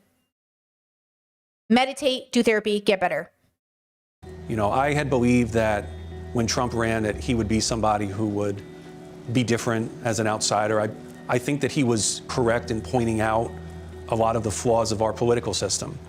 It just turned out, unfortunately, that he didn't try to solve those or remedy those ills, that he exacerbated them. Hearing you guys talk about MAGA. Okay, I'm really glad that some of you really needed to hear that message. It really scares me because as an autistic girly growing up, I used to sit there and think, oh my God, am I as bad as like my abusers? Oh my God, am I the reason I'm being abused? And then I realized like I take on naturally so much more responsibility than abusive people. And I think partially because I was raised as a girl, and then also partially because that's just my personality type where I'm like, oh my God, is there something, I should fix something? Did I do something wrong? But the problem is like when you're in an abusive home, and you admit you're wrong, they go, oh, see, you're the problem. Oh, see, you admit it, you are the problem. I was like, no, we're all admitting we're wrong, right? And then the abuser goes, oh, but you said it first, so you're wrong and I'm right. And I'm like, well, wait a second. Aren't we all wrong on different ways? Like I was wrong in this, but you're wrong on a lot more. You know what I mean? It's like when your parents hit you as kids and they beat you and they're like, I did it for your own good. And you're like, that's abusive. You're like, well, you were acting out of turn. It's like, yeah, I'm sorry that I was acting like a brat. They go, so you're right. You deserve to be hit. And I'm like, no, I'm not saying I deserve to be hit because I was a brat. I'm saying I'm sorry for being a brat. Do you want to say sorry for something? And they're like, no. And I'm like, okay. Okay, now. And about supporting Trump. It sounds like you're talking often about like a cult that's damaging. Yes. Right? Yeah. But he's the president of the United States, and it's not a cult. It's like the dominant political ideology of the United States in this moment. You know, we all have. I think that's important. I think some of it can be cult-like, but ultimately America's racist. I'm sick of America giving MAGA an out of it being culty. Because yes, though parts of it can be culty, guys, when are you to accept America's racist? It goes back to that TikTok I showed earlier of the guy pretending like ICE wasn't always a problem. White people love to pretend like America hasn't always been a fucking problem. Since day fucking one, this country's been a problem. The US has been a problem. Okay? So when you do this and you say, well, America's really like, it's beautiful. It's just MAGA's in a cult. You're like ignoring the creation of this country. You're ignoring everything that started. You're taking, you know, all of these people's stories and you're saying none of your history matters. The genocide of the Native Americans doesn't matter. The continuous genocide of the black population doesn't matter. Like the targeting of trans people doesn't matter. And that's why I'm saying, stop saying this. As much as you have good intentions, be specific. Parts of MAGA might be a cult, but generally, it's just the most dominant political position. It is 80 million people voted for Trump or whatever it was. And this is our coworkers and our family members and our churchgoers and our kids' friends' parents and all of these other things. So just, okay. Have a need for community. Our species yearns for a communal existence. And what MAGA does provide is a place where people feel. Also interesting when Christians say as a species, like they give into biological evolution or whatever, evolutionary biology or whatever, but then they're like, God made us. So which one is it? Are you biology or what your God made? Oh, well, like biology is da da da da. Anyways, it's just kind of funny to think about, like, okay, so now we're into biology. Anyways, I'm not saying this man is doing that, but I'm just saying. Seen and heard and recognized, and some of their very valid fears and concerns are acknowledged and validated. We used to say, we're not in the cult, the outside world is the cult, and we're not the crazies, the outside world are the crazies. The group says that leaving MAGA often means losing relationships with loved ones, but it also teaches them to approach those loved ones with empathy. When I left MAGA, like I said, I kicked the door open and jumped through. I had a heart full of hate. I hated everything about Trump, everything about MAGA, everybody that was in MAGA. Just hate, because I was pissed that I fell for it. So I would just go on the offensive and attack anybody and everybody that still supported it. And I learned over time that that's not going to change anybody. In fact, it's going to push people over. So I've learned to be that empathy, that voice of concern, that caring voice. You can do this, I did it. As part of leaving MAGA, there's really two outcomes that occur. The first is renouncing the lies, falsehoods, and conspiracies of MAGA politics. And the second part of it is that someone who leaves MAGA decides to build up rather than tear down democracy by making the continued case that we agree more than we disagree. You know, we're doing a billboard campaign right now across the country, and the message on the billboard is very simple, welcoming, and inviting, and it says, having doubts, you are not alone. And we have more people than ever who are in MAGA coming to us asking us. Wait a second. Having doubts, you're not alone. Leaving MAGA.org. Now that sounds like they're leaving a cult. That's the part where they're really trying to get a hold of the cult people, because that would never work on my parents. Like, my parents are not these people because my parents aren't in the cult part. My parents are not in the cult. Do you know what I'm saying? My parents are just, we're Catholic. Here's what our religion says. Here's the candidate that's closest to what we want. That's it. It's that simple. It's literally that simple. You know what I mean? So this is, I think this really works for people that are like in the cult. And we have more people than ever who are in MAGA coming to us, asking us for help leaving. Do you guys? Chet says, I saw one of those billboards on the drive through rural Missouri. Shut up. That's awesome. I think that this group that you are a part of plays a role in this political moment. Awesome in the sense that, like, small world. Midterm specifically, do you think it might have a measurable effect on the way that things go moving forward? Every time we as a nation have been in a crisis situation, the way that we've gotten through it, the way we've pushed forward and progressed is by forming unlikely but necessary alliances. And everybody who leaves MAGA, there's a chance to form an unlikely but necessary alliance with people who have left. We are all living proof that it is possible to change. Oh my God, I left MAGA hats. Whoa. Okay, hold on. Nope, don't do that. Interesting. Well, hey, I'm glad we watched it. And hey, thanks for the passionate chat in chat. I just want you to know, like, look, at the end of the day, this community here, we do philosophy through pop culture. The thing that I want to make my community, as much as I can have it in a public space on YouTube where anybody could watch me, is a space where people can go a little deeper. Because honestly, girlies, like, what the world has to offer me is beautiful, but personally, it's not enough. Like, we all suffer. That is true. But we can learn to suffer wisely. Like, I need solutions. I'm a solution-based person. And so I'm looking for solutions, and solutions have to come with the wisdom and the patience to know that we cannot solve the world's problems, but we can solve our own problems, and that will impact the world. I really believe this. And we have to change systems. So it's both things. Like, we have to do the work individually, and we have to advocate for system change. It has to be both. That's the introspection, everything to do with yourself, and extrospection, everything to do with your place in the world. Okay? And this is where my levels come from. This is the work that I do, philosophically speaking. It's a tool I needed myself to say, okay, Britt, or we're not going to kill ourselves, even though that sounds like a much better plan than existing in a world that is this way. Let's not kill ourselves. What if, hear me out, we do something? And I'm like, okay, I'm listening. I'm negotiating with myself. Think about the fact that you're an animal on a planet. I'm like, okay, yeah, I can handle that. Now think about the fact that you can do something about it. Ooh, that's exciting. Wait, I can do something about it? I have the power to do something about it. Not only do you have the power to do something about it, but it will be so meaningful if you do. It will really make a difference. even if it's something small. So don't do anything more than you're doing. Just do less bad every day. We all engage in bad every day. All of us, no matter who we are, big or small. So the world is, it's already stressful. I'm not going to ask you to do more than what you're doing. Just try to be a little less bad every day.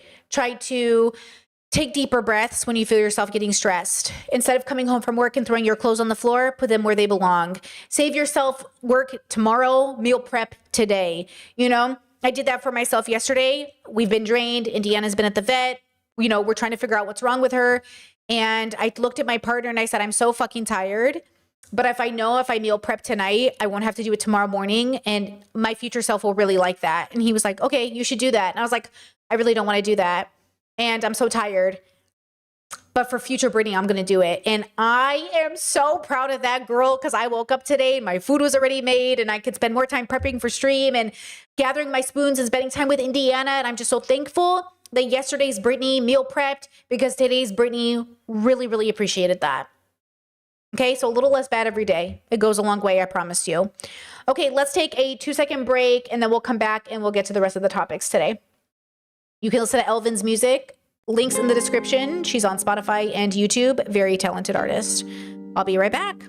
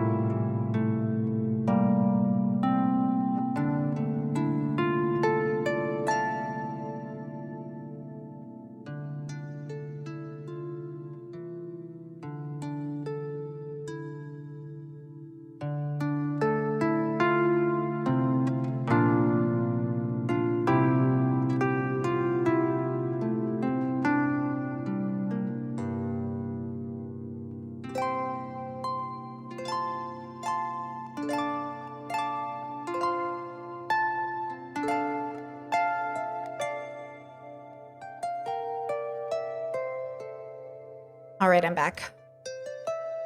Thank you, Discord. You said mic's still on. It was, but then I muted it. When I was getting up, taking off my earphones, it was still on. All right, pausing music in 1, 2, 3. Okay. Now, Oh yeah, you guys are talking about the how long does it actually take lady on TikTok. I find her TikToks so funny because when they come across my feed, yeah, been there, done that. Okay, now I want to watch this with you.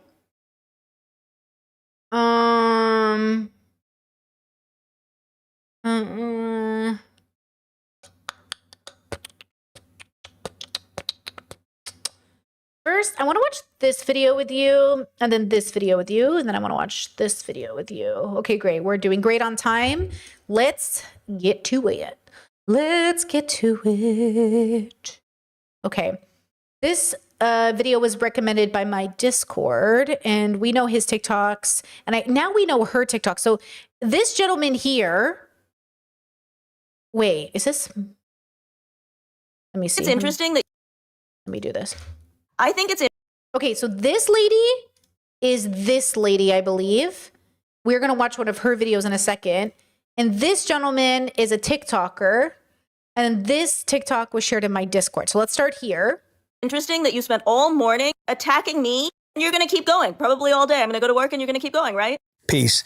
This is one of the wackest and wildest cases of white womaning that I've seen in a while from a woman who wasn't white. And I would normally ignore it if it wasn't for the fact that her behavior is attached to a very dangerous history of other folk doing to black men and black people in general what she's trying to do to me and us, you, my predominantly black following. I'll provide you the context that she did not, and I'll try to be brief because there's a part 2 that's actually a part 1. That'll make sense in a second. Long story short, her friend decided to say that it's normal human behavior to say nice things about the dead, basically, in response to black people criticizing black politicians for positively eulogizing Lindsey Graham. She slides up in the middle and says, yeah, they just basically be trying to change the rules all willy-nilly. I respond to both of them with essentially the same principle, which is to him, there's a long tradition of black folks, figuratively and literally, dancing on the graves of our oppressors. Are we not human too? And to her, I respond, well, whose rules are you talking about? Because the rules of the establishment, the so-called decorum, is designed to keep black folks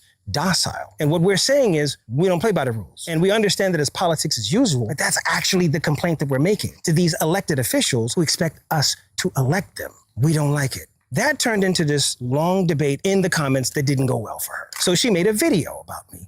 Okay, it is what it is. I responded to the video and the debate continued, and my comments didn't go well again. So I started noticing she was, well, either she was or somebody was dirty deleting the comments.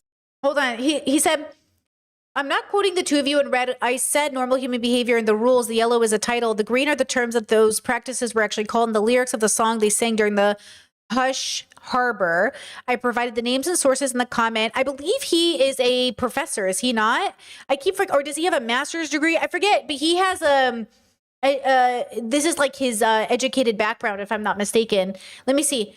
I provided the names and sources in that comment. What more proof do you need? His post was vague and broader than your defense. Y'all are espousing the decorum of white power structure and pretending y'all don't know why black people or black folk disagree with you. Okay, let me see. She was leaving, and then it was radio silence. Didn't hear anything from her. Until just now when I saw that she had made yet another video posted on Facebook about me, and once again casting me as this brute, and you guys as like this angry horde that I'm gonna sick on her. What?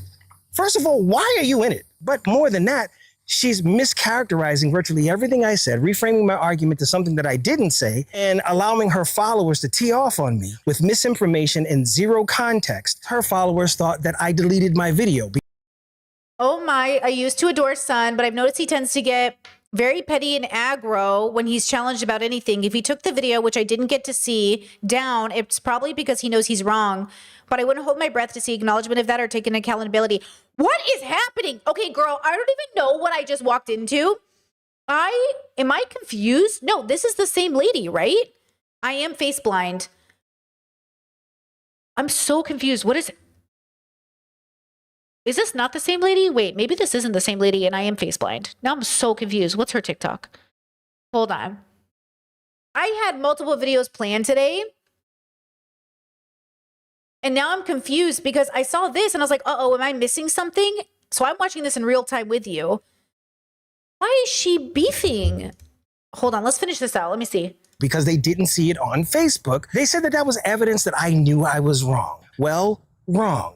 the video was only posted on Threads. But you know who did delete their video? She did. Come on now.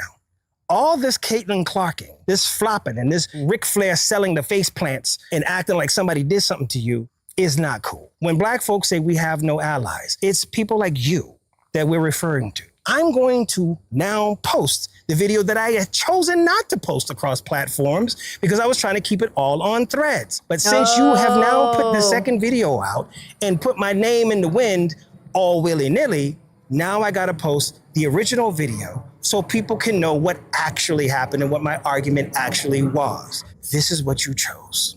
Okay, this is always okay, this is so interesting to me from a creator to creator standpoint. Okay, so this, okay, interesting. Okay, because, so that is the Art Lust lady, yeah? Because this video, she said, stop looking for a messiah in politics. And I thought, oh, that sounds like a good video. Grand Planner meme. And I was like, oh, that sounds like a good video. But then I saw this and I like Sun's video. So then I was like, okay, well, hold on now. We watched this one. Which video would have been the original if he said he posted it? Would have been this one? Peace. I didn't expect a linguistics lesson to come as a result of the tragic news.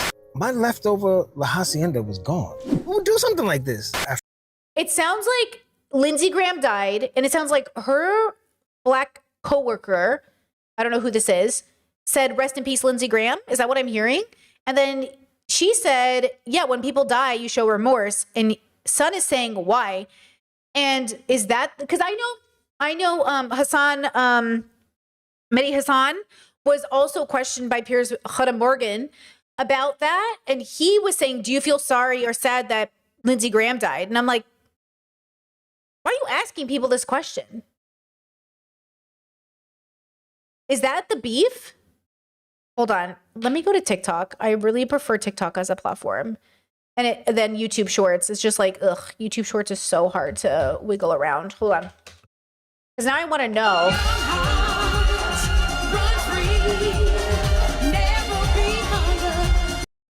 Okay. All right now. Okay, let me see. Look at us in real time trying to figure out the beef. You just proved Anthony right. So a big creator, Def Not. And Anthony said it's normal to send... Okay. So we just watched this. It's normal behavior to send condolences when someone dies, just FYI. Not to Lindsey Graham. I think it's interesting that you spent all morning attacking... Wait. You just proved Anthony right. So a big creator, Def Not. And Anthony said it's normal to send condolences. And I said people are trying to find any reason to change the rules willy-nilly. And he wanted to school me. And another even bigger creator wanted to school me on how it's not normal. Peace. This is a very strategic and interesting phrasing that you're deploying there. You know, call me a big creator to establish the dynamic of me being what, a bully perhaps, saying that I'm making your point because, you know, that's just emotional on my part. I didn't think it through. How could I? I'm making your point. Somehow in the middle of all this, I'm just a big creator, not a Black guy who's speaking from the Black perspective of the people, despite the fact that, you know, the people that I'm speaking to are not Black American. And I'm saying from the Black American perspective that what you are saying is normal for the white power structure. That's the point.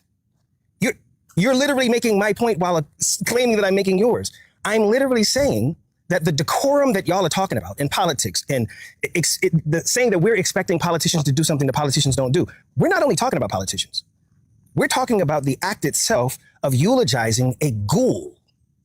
The people understand that politicians gonna do what politicians gonna do. We know that, but our voices still deserve to be heard in expressing our dismay and disappointment when Black politicians particularly do it for the very same reason that you said.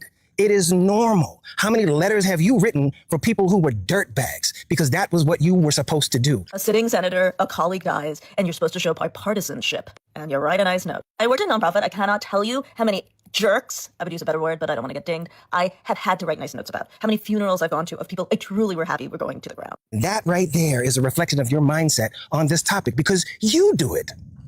You have said yourself you cooperate with the system as is, and that's you.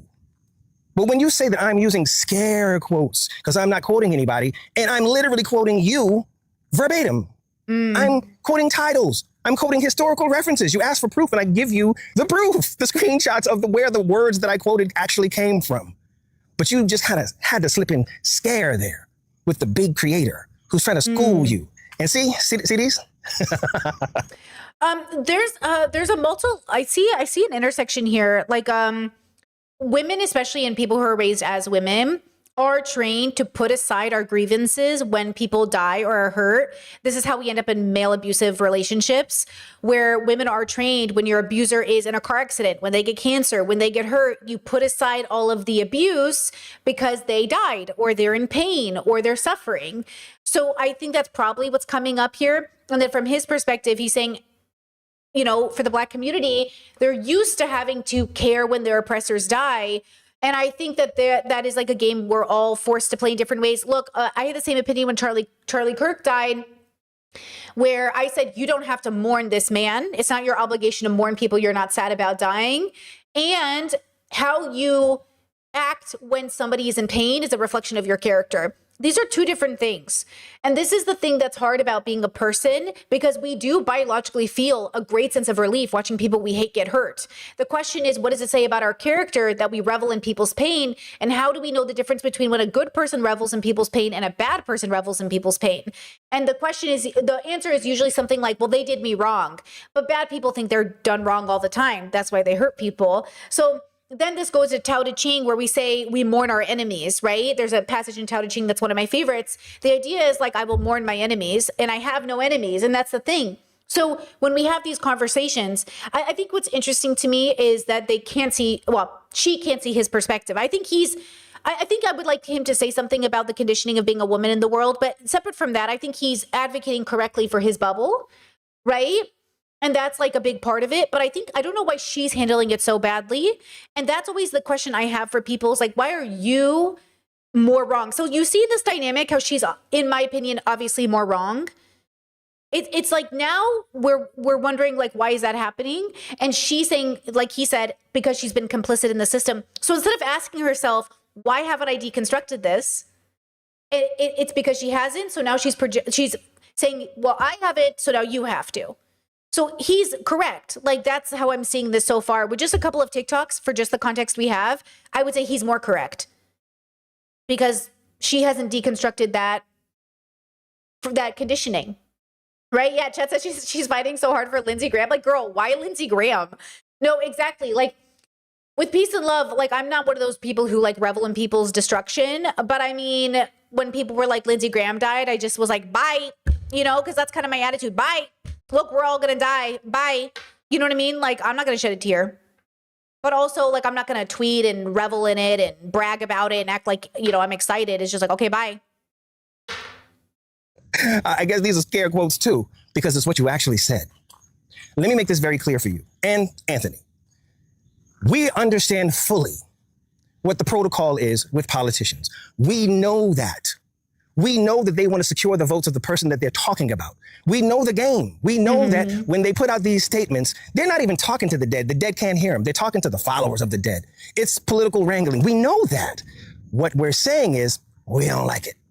This ain't got nothing to do with the internet being online, offline, how fast the internet moves, because this is a situation that has existed before the internet existed. We don't like it. So now y'all can do what y'all want to with that information, but what you can't do is gaslight and talk down to black folks and try to use these little loaded terms in order to leverage the conversation in your favor as victims of the big creator who are trying to school you. Yeah, what is that? Come on now. Yeah, what is that? What was that decision she made? We know what the politicians are doing. Politicians are politicking. We get that. What we're saying is, we don't like it. Even if you choose to go along with it. That's you. We don't like it. We out here. Okay, so now let's watch this one, which I wanted to watch with you from the 12th from her. I'm new to her content, so I haven't really seen it like that, but I saw this video and I thought, oh, that's kind of a cool title. Stop looking for a messiah in politics. Okay, Graham Plattner stuff. It's a short video. It's not long. So let's watch this 5-minute video and see what we learn. And let's see. Stop looking for a messiah in politics. It just proves that you only understand memes in terms of heroes. Hi, I'm Seema. This is Artless, where we talk about art and history in context. Today, we're going to talk about politics and the dreams we have. So one of the things that I have noticed recently about the story of Graham Plattner's consultants. So not Graham Plattner itself. So if you are if you're from Maine, you're one of the 1.4 million voters who are there. This is not really about that. This is really more about the idea of national politics and where we've gone awry. So what's happened is in California, we had Eric Swalwell, and then in Maine, we had Graham Plattner, and both of them had the challenge that they were purportedly vetted, but they both had lots of skeletons in their closet. In terms of Graham Plattner, what we have seen is that the consultants have been very open about the fact that they did not care, they did not try, they just wanted a hero. They wanted a white man who would get the same excitement of Obama. How did we get here? Well, we got here because one of the things that happens on social media is that it's a much faster platform than long-form textual content.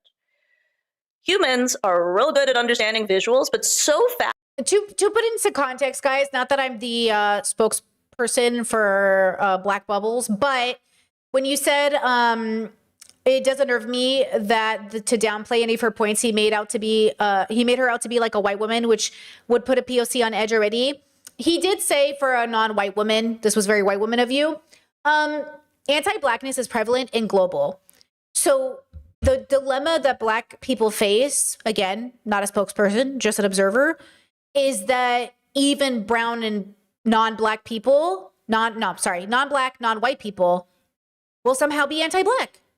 Like, he's serious when he says, like, Black people have no allies. Anti-Blackness is a global phenomenon. And just because she isn't white doesn't mean she is an anti-Black. We take for granted sometimes that everyone who's non-white is somehow pro-Black, but it's just not true. So, yeah, that's, As did it, we often get fooled. And so a quick soundbite on a video can basically sway us to have these sort of... And the added layer of just people who are not Black wanting to be closest and adjacent to whiteness in any capacity, including saying something nice about an oppressor because they died. Connections that feel true, even if they are not. And then what happens is we are also people who have had an iconography as part of our intellectual mindset for millennia. Think of religious art. Every religion has very carefully constructed iconography so that all of the adherents can understand visually what's happening. So basically, our brains have been really honed to get the snapshot and the meaning visually very quickly. But that kind of idea of an iconography becomes problematic when it hasn't been vetted for millennia. So, oh my God, look at this amazing picture of Trump. This is a beautiful painting of Trump. Oh my God, you know how much I hate him.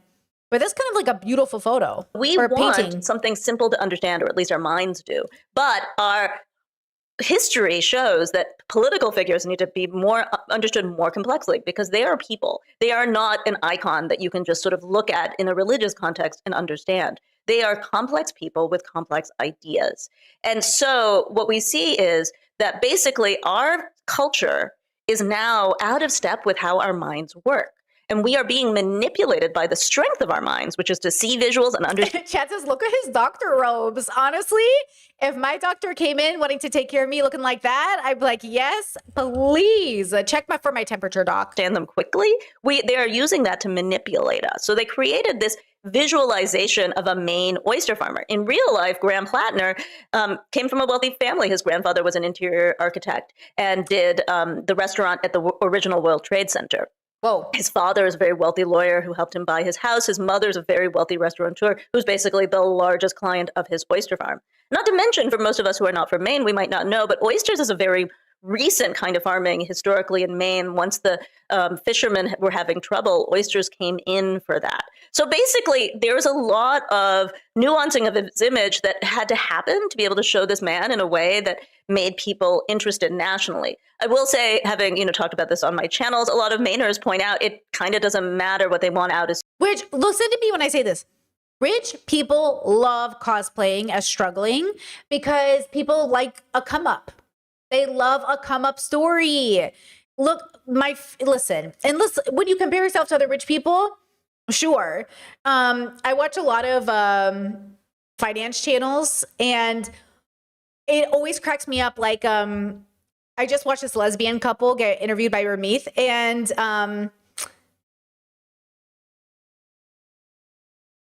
their net worth is $6 million. He's like, are you guys wealthy? And they go, we're okay. We're like upper middle class. And by the end of the interview, he's like, they were like, yeah, we're rich. And he's like, you are rich. You need to start recognizing that you're rich, because like you sitting here and saying like, yeah, we're upper middle class. Well, your net worth is $6 million and you're heading towards retirement. He's like, and I'm like, there's just the way, because you know why? Your life doesn't really change all that much. You know what I'm saying? Actually, wait, let's derail because we can hear and we're neurodivergent. This reminds me. Glad to be back. Hotter than the day and the fin was a man up play. A Benz man drive, we not drive Chevrolet. Okay, my For You page has really been a lot of dancing lately. Okay, it's been actually insane. Okay, so this reminds me of this video. Watch this video. Where like when you make money, sometimes you don't even know you're making money. It's so interesting. Amazon a lot more. I shop. I'm on Amazon a lot more. I shop. Next day, Prime. Yes, I'll take it. I don't know if you know, you're now among the 1% highest paid women in America. Wow. I didn't really know that. That's cool. Do you feel like a millionaire? I feel like I'm kind of the same. Like the money comes in and I'm just like, well, I just do my regular day things. I don't really switch anything up. I feel like what was working before is still working now. What was your first splurge? Honestly, would you believe I said I haven't splurged?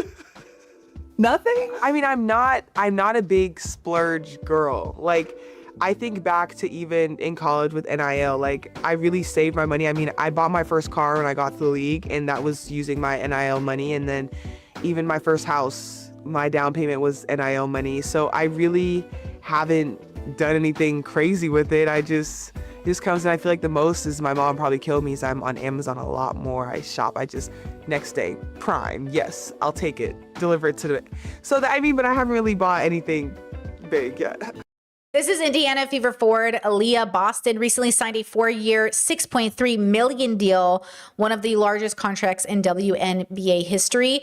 The thing that's funny too about this story, and she seems very likable. I don't know anything about her, but she seems very sweet, is I do think there is like almost like a disconnect between who you used to be and who you are now and the access you have. And not to bring them up, but Oprah and J.K. Rowling did this really infamous interview where Oprah asked her, like, do you know you're rich? And J.K. Rowling said it actually took her a long time to realize she was rich because we are so impacted by our finances. My commentary video for next video is one from the Discord, asked me to talk about how I got like debt free and stuff, but it's really philosophical because money is about your childhood. Money is not just about the economy. Money is how your parents talked about money, how your family handled money, how scared you felt as a child, your anxiety growing up. Ramit talks about this on his channel a lot. He always asks his customers or his clients, like, basically, what did your parents say about money growing up? Because it really impacts like how you process income and your relationship to money and your sense of worth. Like how many, we just reviewed Blue Therapy, and do you remember the couple, Kevin? No, what, Mike, he lost his job, and instead of telling his fiance, he got up to dress for work and got up every day and went to work and pretended he was going to work because as a man, he didn't want her to know that he didn't have a job. It's gender. Like your relationship with money is based off your gender, the way you've been conditioned to act because of your gender, your race. This is why Black capitalism is a thing. And I know people, like, I made that comment on my last video, like, this is why capitalism can't be liberation for Black communities, because I was talking about something. And somebody in the chat was like, why is this white woman talking about why Black people can't do capitalism? Again, it's not that Black people specifically, it's all of us will never be liberated through capitalism. But white people sell capitalism to Black people like it's going to be the thing. They also try to do that to gay people because they're like, gay people are rich, they have money, they love capitalism. And I think a lot of gay people bought into that narrative. Like, to be successful and gay, we have to have a lot of money. And if you've ever seen RuPaul's house, okay, it's disgustingly gluttonous and just, but it's like, you know, it's cute, whatever. It's a lot. That's the narrative, is that like, oh, if you're gay and successful, you have to have so much money. And so when we come back to what a meaningful life looks like, Graham Plattner gets to play this game where he gets to pretend he was struggling and one of the boys and, you know, just like you, but then he has a secret background that we're not paying attention to.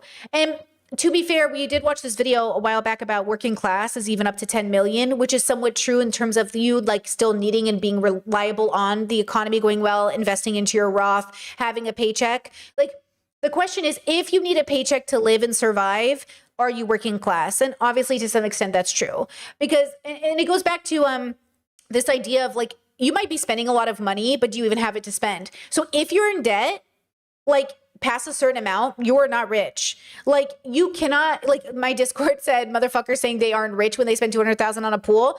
Let me just tell you this. I had a family next door who were not rich. They got a loan for $200,000. So they had enough money to get the loan, which is a privilege, but they couldn't pay for it. So just because people, yes, I agree, like having a $200,000 pool is like fucking rich if you can pay for it.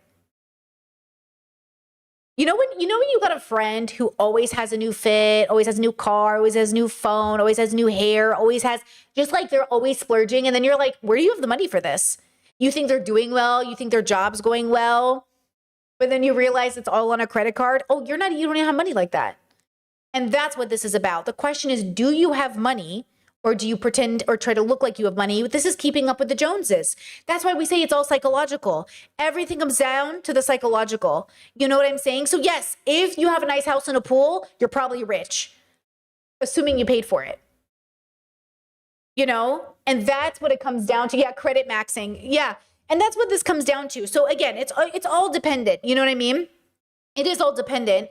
Chess said, I understand that, but you have to make a certain amount to have that borrowing power. For sure. They have a good income. If you can get a $200,000 loan for a pool, you're probably making at least $100,000 a year. Yeah. So like, no doubt it's good money, but even, you know, depending on how we think about money or what money is, like it is a conversation for sure. Okay. Let's go ahead and do this. Susan We're almost Collins. Done. And I think that's the final really big part of the memification of politics, because our politics is local. However, our news is national. We, as a national base, might misunderstand. And the more we misunderstand, the more we push somebody who we don't understand for the local needs. And that's the other huge problem with the memification of politics. It becomes national or international rather than local. Now, finally, one of the things that I saw reported in the same week that Graham Plattner's rape allegations got reported was that Charlie Kirk has become a joke on a lot of the internet. Now, all of these things, though, are part of the same problem. When we decide we need a hero, and he's going to speak to every deep feeling we have, but he has to be a white man, because that seems to be key to all of these political figures. Is she quoting herself? Is this the faster we put them on a pedestal, the quicker we knock them down? Art Lust? Isn't her name Art Lust? Is she quoting herself and then covering her own face? What happens is they turn out to be real people. And the faster we put them up, or the more we place them on a pedestal, the quicker people will knock them down. And so what is the solution to this? The solution for each of us who don't want to run for politics like me is to accept that people are complex and slow down.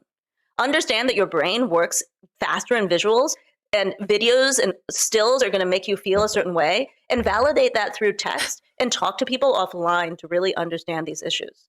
Politics is not a short, fast poem. It is a long epic. She doing it again?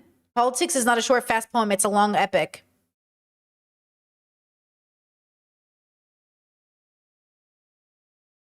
What is this editing style? And understanding the length of it and the breadth. Is this for people who need subtitles? Well, she has subtitles in the bottom. What is it? Is this for somebody, like, is this for disability or something? Of it will help you be a better Or is it for ego? I don't know what's happening. Person in the world. Thank you very much for watching. Okay, you know what? I don't think I'm going to be a fan of her.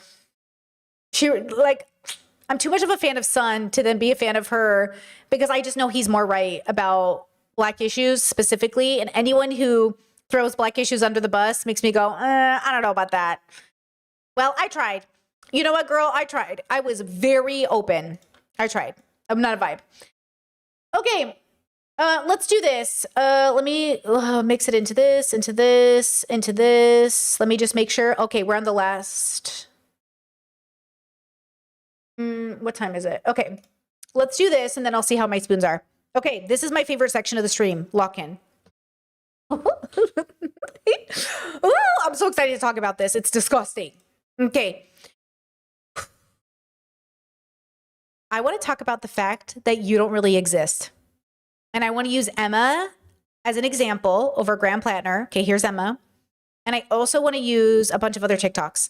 But because I do philosophy through pop culture, this is one of my favorite topics. Who is the I and do you even exist? Who is the you?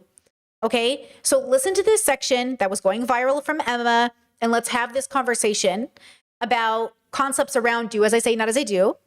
And do people even exist when you support them? Are you supporting them or their ideas? Are you dating them or their ideas? And let's wrap it into a philosophical framework, because I think this is going to be good. Okay, listen to this. I guess I'm asking, did that make you think back to your previous advocacy and say, I shouldn't have advocated for this man? I think it made me, I don't know if it made me think I shouldn't have advocated for this man in particular. I think, you know, I made an assessment based on the information that was available. And I think that there are a lot of, I am wary of over-focusing on an individual's personal character over their platform. You know, I've said this before, I don't really care if, say, like Bernie Sanders or AOC go home and they're a secret Nazi, but they go out and they vote for the right things. Like, we're talking about you don't politicians care? as... I mean, I don't know about that. I'm like, I think these are the lines that people are talking about. Some people care about that exact thing. But why would it matter if they're public officials and they're doing the right thing in public? That's an extreme example to essentially say that these are politicians who are people that they're levers of power and they're tools. I'm not here to say that they're like, you know, the greatest person on the planet. This is about a representation of the values of a party platform, about taxing billionaires, about bringing material differences to people's lives and changing their lives. And that's what I value more than anybody's individual conduct. Because I mean, it said, how many horrible people are in Washington right now? For sure. But who are centrist or center-right. It's just that there's a over-focus, I think, sometimes on the character of left-wing candidates. Daria-Lisa Avila-Chevalier just faced this in her race up in New York 13. And they get picked apart in ways that others don't, because particularly about their stances on taxing billionaires and, frankly, on cutting arms to Israel. I guess I'm saying, though, like, I totally understand the focus on ideology over individual conduct, but there's the question of winning elections, and some of these personal conduct scandals have the effect of dooming folks in that race. I mean, the reason why... Okay, pause. So outrageous, ridiculous. This is what I've heard my whole life from people. Now, I have an autistic sense of justice. Sometimes it is and will become a disability, but because we're introspective, we do the work, we can discern the differences between feeling like, hey, what are you doing? And the reality and acceptance that people are what they are. So Emma says, what does it matter if Bernie Sanders or AOC are secretly Nazis, is if in public they act a certain way? This was exactly what Destiny, the streamer, said to me when we had our falling out. Because I said, do not take advice from this man. He is a serial cheater. He abandons his kid. He's not a good father. And he said, his audience said, they harassed me for multiple years over this. What does it matter how bad of a person he is in his personal life? If he does good for the Democrat Party, if he's doing good for canvassing, if he's bringing people together, if he's sending out a good message. What is the message that he is sending out is if in his private life, he's a mess. This is why I say to you, I cannot be in politics, because she's right. Most of the people in politics are bad fucking people. Good people go to die politically, and then you're not even yourself. You're an image of yourself. You're a platform or a framework or a script or a whatever. Insert propaganda here.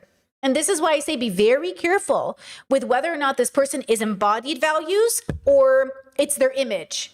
Okay? So this is the problem with Emma, and this is the problem with all of these people, is I'm saying this is very common. This is exactly what politics is. This is not abnormal, right? This is not abnormal. This is actually typical, which is why I will not be in politics. Because every time I was there, it was like, oh, you'll have to grift, or you'll have to say things publicly that are different than your private life. And this is why this is bad. Okay? Let me show you this video to kind of have this conversation in a deeper way. Okay? This is Zay. We love Zay. You shouldn't believe a word that I say, because I don't exist. See, as a niche internet micro-celebrity, I get recognized in public a decent bit, and it's always interesting to me where and how I'm getting recognized. Because almost always, it's at a concert and it's by someone who recognizes me for my videos about linguistics or accents. And it's interesting to me because I haven't posted a video about accents since March. People know me as the accent guessing guy, but I haven't posted a video like that since February. And my point here probably isn't what you think it is. I'm not the accent guy. I am the accent guy, I'm just not me. To best explain, we need to look at the painting La Trahison des Images by the Belgian painter René Magritte. You've definitely seen it before. It's this painting of a pipe with text under it that reads, "This is not a pipe." Because it's not a pipe, it's an image of a pipe. And in that same vein, I just lied to you. Because ceci n'est pas une peinture d'une pipe. Ceci n'est pas une peinture d'une image d'une pipe. C'est une image d'une peinture d'une image d'une pipe. Similarly, the accent guy is not Zay Dupree the person. They're a representation of Zay Dupree. The guy who makes videos about hating white people is not Zay Dupree. They are a representation of them. I'm not Zay Dupree. I'm a representation of Zay. This is what Magritte was getting at with La Trahison des Images. A representation is not the thing, especially as the representation becomes more curated and thus further and further from its referent. And so when you're watching these videos, you aren't watching the same person you see in the crowd at a Jane Remover show. You're watching a representation of them. And that representation that I am in this moment is different from the one that you are watching. And given that context, I think it's important to understand not only how creators create their own representations, but also how your internal biases reshape them and create new representations. For example, about a week ago, I posted a brain rot edit of a normal Zay Dupree video. It looked like this.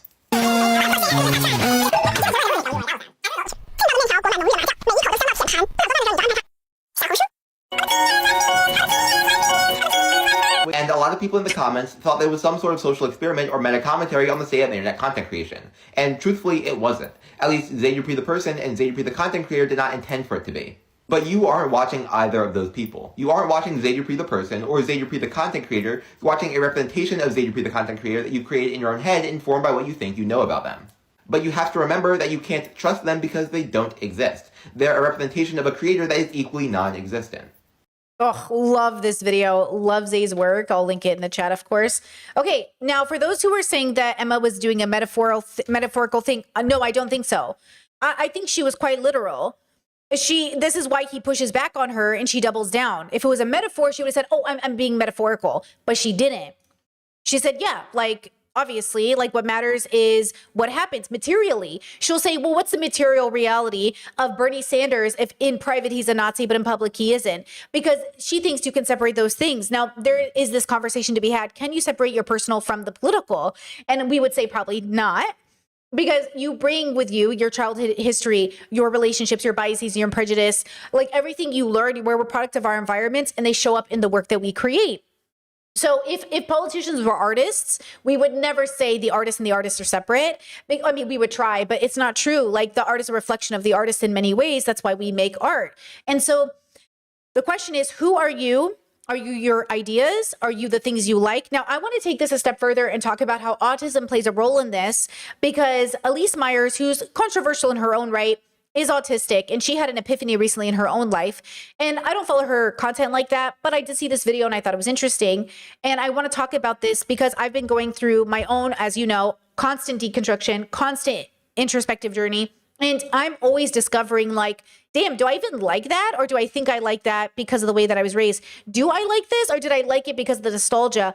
Oh, did I think this movie was funny because it was funny? Or because my friends were laughing and therefore I was laughing? Do I like this video because it makes people happy, or because I think it's a good video?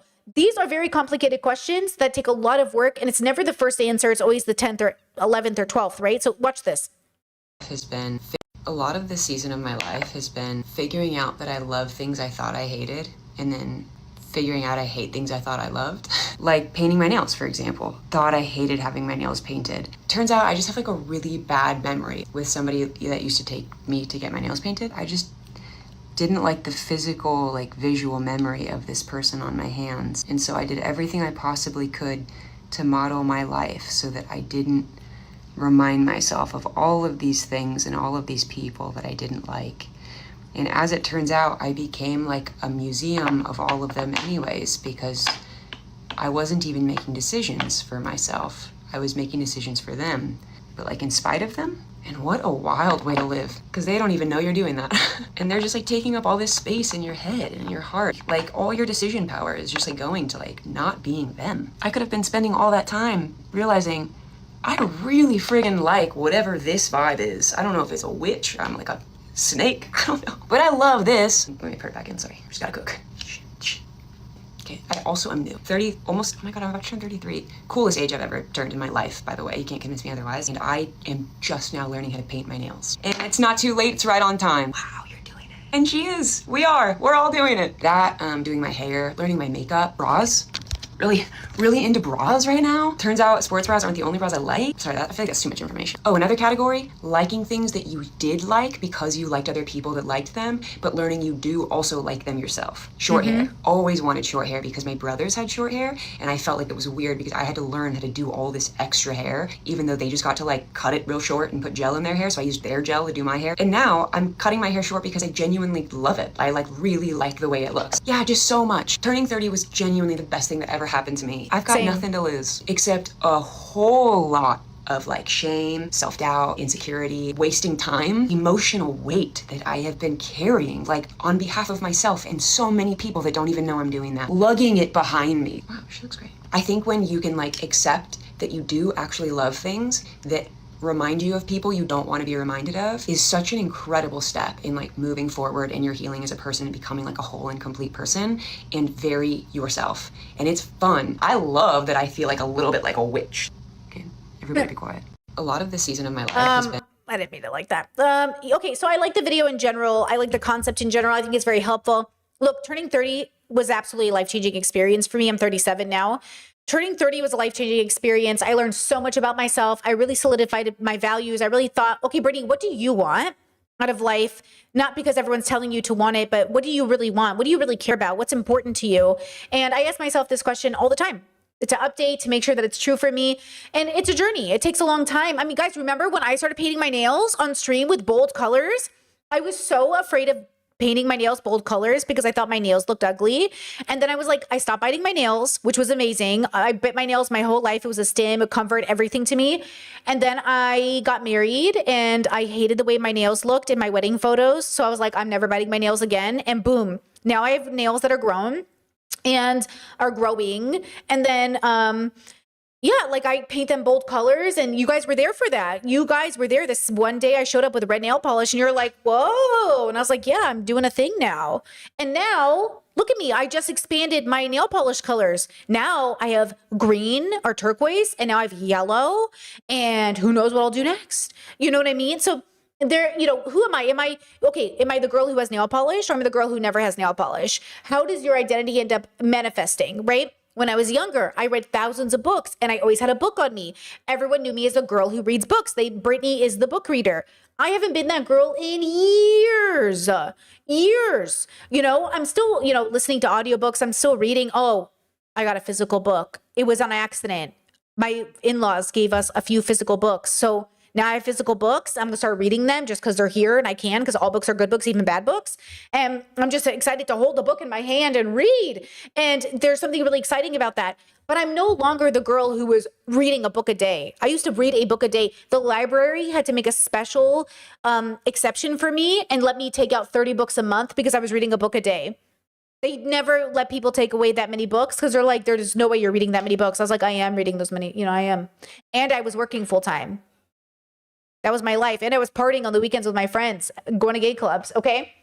So again, when we have these conversations, the question is, who are you? You're exactly who you are in this exact moment. The realest version of you is the person that exists right now. Right now. Right now. And even then, not so much. So who are you? Now, you guys know I've been on this possible vegan journey. And I'm being very cautious about the identity of veganism because I'm a public figure, because I will have videos made about me like Brittany Simon's no longer vegan or Brittany Simon is vegan. Like I don't listen, the pressure, okay? But hear me out. I've been plant-based for a year and a half now. I am enjoying this journey. It has become clearer and clearer to me every day that I just don't think I'm going to go back to eating animals. It's really hard to process that decision. in terms of imagining doing it. Not the decision to not eat animals, but the decision to think about eating them. And so every day I consider it. I ask myself, like, would you like to eat an animal today? And I go, no, thank you. That's why I'm not vegan yet, because I'm still asking myself the question. But as I get closer and closer to transitioning into veganism, it always in the back of my head, I wonder, what is up with people who are formerly vegan? Alex O'Connor comes to mind. But then I saw this TikTok here by Amelia, who I do not watch. But again, this TikTok came up. So let's watch this together.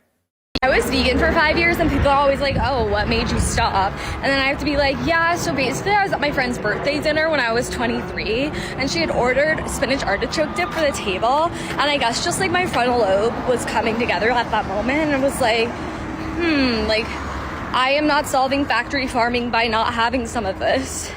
And then I got back on the cheese and chicken wagon the day after. Okay, so there's a multiple layers to this. So people would say then you were never vegan. So this is where my struggle comes in with the identity. Veganism is a philosophical framework that validates the quality and importance and individuality of sentience, meaning that it's not a harm reduction philosophy, even though it can be described as a harm reduction philosophy, but it's not harm reduction alone. So she was engaging in veganism as a harm reduction philosophy. And then once she decided that it wasn't harm reduction enough for society, she gave it up. Instead of thinking it's harm reduction for herself, which is how I engage in the world, I do the right thing because I have control over myself. So I harm reduce to the best of my ability, which is why I'm plant-based. Because I don't care if the world isn't going to change with me being plant-based. I don't need to engage in unnecessary harm. So I'm plant-based, right? If I was waiting around for the world to change, girlies, no offense, I wouldn't do anything. Because if I only did things if I thought the rest of the world was going to do it, no offense to you guys, but you're not doing enough. You know what I mean? Like nobody's doing enough, not even me. So there's no reason to wait for the rest of the world to do the right thing. So I'm just going to do it anyways. And I'm going to do it to the best of my ability. And that's what I'm doing. With that said, you do have to advocate for society and systems to change. Absolutely. And right. So her decision to say my frontal lobe formed and I realized me not eating this dip isn't going to change it is definitely true, but that means she wasn't vegan. She was plant-based. And now the reason I hesitate to call myself vegan is I ask myself, will I ever have one of these moments? Will I ever have a moment where I look at a plate of chicken and I say, you know what, girl? It is what it is. And then I eat this chicken. Or will I ever look at a glass of milk and say, like, who's really being hurt though? The reason I think not, so I'm citing on the not, is because the me that is I think she's having an experience of being disgusted at the swallowing aspect of this experience. So when I imagine me swallowing a glass of milk, I start to get nauseous knowing that it was meant for babies that are not my babies, and knowing the horrific nature of gathering that milk and what had to happen for that milk to be produced.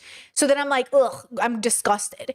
When I think about eating meat, I just become disgusted. And a disgust response is not a reason to do something, because disgust responses are also not always logical, reasonable, or emotionally sound. So it can't be the reason I don't eat it.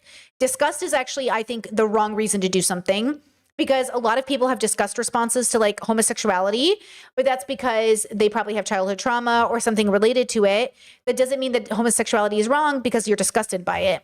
So disgust is not the good reason to be vegan. Okay, so then it's like, well, what is veganism? Okay, and then this is the layer of why I plan to talk to Elle about veganism. Again, I want to reach out to her to talk to her about it, because I'm trying to figure out, like, what is veganism and where do I need to get to the point where I call myself a vegan? I think I know. I think I get it. But then the I that is me, even if materially I am vegan in many ways, I'm still not vegan. Because the I that is me is not having an embodied experience of vegan, right? Chad says, can you be vegan now and then not a vegan later? Or is the title you have to claim once and it's forever? Well, the thing is that now that it's been explained to me by Elle, the vegan gaze, okay, not G-A-Z-E, is that it's like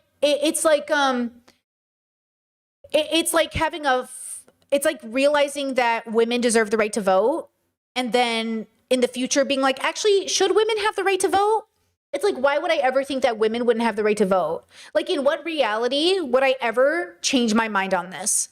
Now, women do. We just reviewed the MAGA women who all decided they would give up their vote to their husbands or the household if needed. But I can't imagine a world where Britney gives up the right to vote as a woman. I just can't see it. So the question is, in what world would I vote for that? You know, and that's the question. In what world would I advocate? So then I wonder if, you know, if you think about it like that, I think, oh yeah, like if I'm vegan, I know what that feels like, because I know what it feels like to say I'm never changing my mind on this. Women are always going to have the right to vote in my mind. All people will have the right to vote. I'm not changing my mind on this. Now, this is subjective morality because objective morality doesn't exist. So also even veganism is subjective morality. It's subjective morality based on the sentience of the creature, their feelings of pain, and the fact that they have wants and needs. And that's why veganism, though subjective, is still predicated on the value of the creature. So Indiana, here I am taking my cat to the vet, spending hundreds of euros, crying over the fact that she could die. And then here's billions of animals being bred into existence just to be slaughtered so we can eat In-N-Out. They are producing, imagine if they had a cat farm producing cats so we can eat cat burgers. That's what's happening. So, you know, in one side of the world, I'm spending all of this, you know, right? Chet says plants feel pain, but it's not verbal. They do not feel pain the way that sentient creatures feel pain. So though we acknowledge that plants are alive, they do not actually have the same receptors that animals as it relates to veganism do. So I hear you on that, but that's not actually an argument against veganism. And if plants felt pain the same way, we would just figure out how not to eat plants, right? So even though the argument sounds reasonable, it's actually fucking stupid, because obviously if we can figure out how to not eat cows, we can figure out how not to eat plants. Okay, right? Just as plants do scream though, they do not scream. They don't have vocal cords. They do let out a, what you could argue is a scream, but it's just called a scream. It's not an actual scream. They don't have vocal cords. Okay, so I hear you. It is not a scream though. Thank you. Okay, next TikTok example of who you are and how you're perceived in the way that you view yourself, only in a comedy form. My husband recently came out to me as a little bit non-binary. He said, hey, baby, I'm okay with using he, they pronouns, which means he usually feels like a boy unless there's a bug in the house. Now, full disclosure, he loves a joke. They, not so much. But I'm learning gender is tricky. It happens with my straight male comedian peers. They'll have to butcher it up because there's a bunch of straight guys out here. They'll be backstage normal and they'll come out on stage and say stuff like, we need real men, bring back real men. And I always want to tell those comedians, real men aren't on stage. There's never been a real man on stage. Real men are on probation. Real men are on heart medication. Real men are on the couch because mom is mad. Real men are on boats, and not fun boats, shipping vessels. Real men are on real boats so fake men like all of us can eat real crab, okay? Real men don't hunt drag queens, they hunt dungeonettes. My husband... Okay, we get it. It's a gender, okay, it's funny. I'm a gender deconstructionist, but I do think this is funny of like real men this, real men that. I do think this is why we say there's no such thing as a real man, you know, a real woman, a real whatever. But it is a funny idea, right? This idea. And I like it. I think it's a way to kind of be fun. It's a comedic context. But again, this idea of like, who am I? So his partner comes out to him and says, I think I might be a they, him. This is why we say like who you are in the realest moment is the realest you. And this is why, like, who are you today? I wake up every day and I say, who am I today? Not because I don't know, but because I'm here to be ready to experience a change. Like I said, a year and a half ago, I did a 30-day challenge that led me into a 1.5 year long journey of being plant-based. And, you know, I wake up every day and I think, who is she? I can't tell you how many times I sat at the table and thought, oh my God, am I not going to eat animals again? And it's weird experiencing a change in real time. Now, here's the difference. And this is the tool I want to give you guys if you can hopefully use it. is I used to feel like my life was happening to me. Like I wouldn't be able to observe my life happening. I'd be able to introspect after, hindsight is 2020, but I wouldn't be able to in the moment acknowledge it. You know, I did a little bit with Jasmine the other day on stream. I did a collab with a YouTuber named Jasmine, and I said, oh, look, we're doing it. And I pointed out that we were having an experience. Now, for some people, that can be a little offensive because you're pointing out something that you're not supposed to point out. But I think she enjoyed it probably, and you guys seem to enjoy it. But it's to say that, oh, look, we can observe in real time. We're doing the thing. We're having a moment. I know when I met my partner and we were dating and courting, we were like, oh my God, we're having the experience that people talk about in movies and books. We're having it. We were like, oh my God, this is so exciting. And then we jump back into it and be in the moment. And then we'd zoom out and be like, oh my God, we're like doing the love thing. We're like falling in love. Versus before, I would fall in love and I wouldn't even know it was happening. You know, it was like I was on the roller coaster, but now I'm on the roller coaster and then I can stand on the sidelines and be like, ooh, she's about to go. Oh, she's about to, ooh. And then I can jump back in the roller coaster and put my arms up and woo. But then I can jump out and watch it happen. I'm like, oh, there she goes. Whoop, there's a loop-de-loop. That's what philosophy gives you it's the tool to see perception. It's the tool to jump out of your 2 feet and say, what if I was somewhere else? You know, what if I was experiencing a different version of myself? This is what meditation gets you. Meditation gives you the ability to kind of like observe yourself in the multitudes that is you. Okay. So that's what I want you to do. That's what I want you to ask yourself when you're saying, who am I? What does it mean to be I alone and I in community? And who is the I that we're even talking about? Okay, let's hear from the gays. About individuals, gay and Latinos. This is gay Latinos who support MAGA. What do you think about individuals, gay and Latinos, that are like MAGA supporters? It's like bottoms being for IBS. Or tops being for ED. It sounds that ridiculous. What do you think about individuals, gay and Latinos, that are like MAGA supporters? It's like bottoms being for IBS. Okay, again, but this is, okay, listen, this is kind of the irony of being a person though, because we do live this way. This is what vegans are saying when they're saying, you say you're an animal lover, but you eat animals. You say you love women, but you're advocating for them to get their vote taken away. You say you believe in choice, but you're stopping medical professionals from being able to perform medical procedures. You say you want small government, but you're voting for government overreach. This is the irony of living in a world where we do live in constant cognitive dissonance. This is why I, in my meditative practice, is always about, okay, Britt, morals are subjective. We're animals on a planet. There's no God coming to tell us we're going to hell. We exist now, we'll die tomorrow. And, you know, truly, there's no reason to be a good person unless I want to be a good person. So since we've decided to attempt to be a good person, what is a moral framework that is flexible and can be updated, but allows us to live in a world where we harm reduce and doesn't have to become something rigid in our life like a religion? Okay, so then we created a framework, Brittany, and I put together rules for myself. And I said, okay, here are my rules. And I said, we're going to update these rules, but what are the things that are important to me?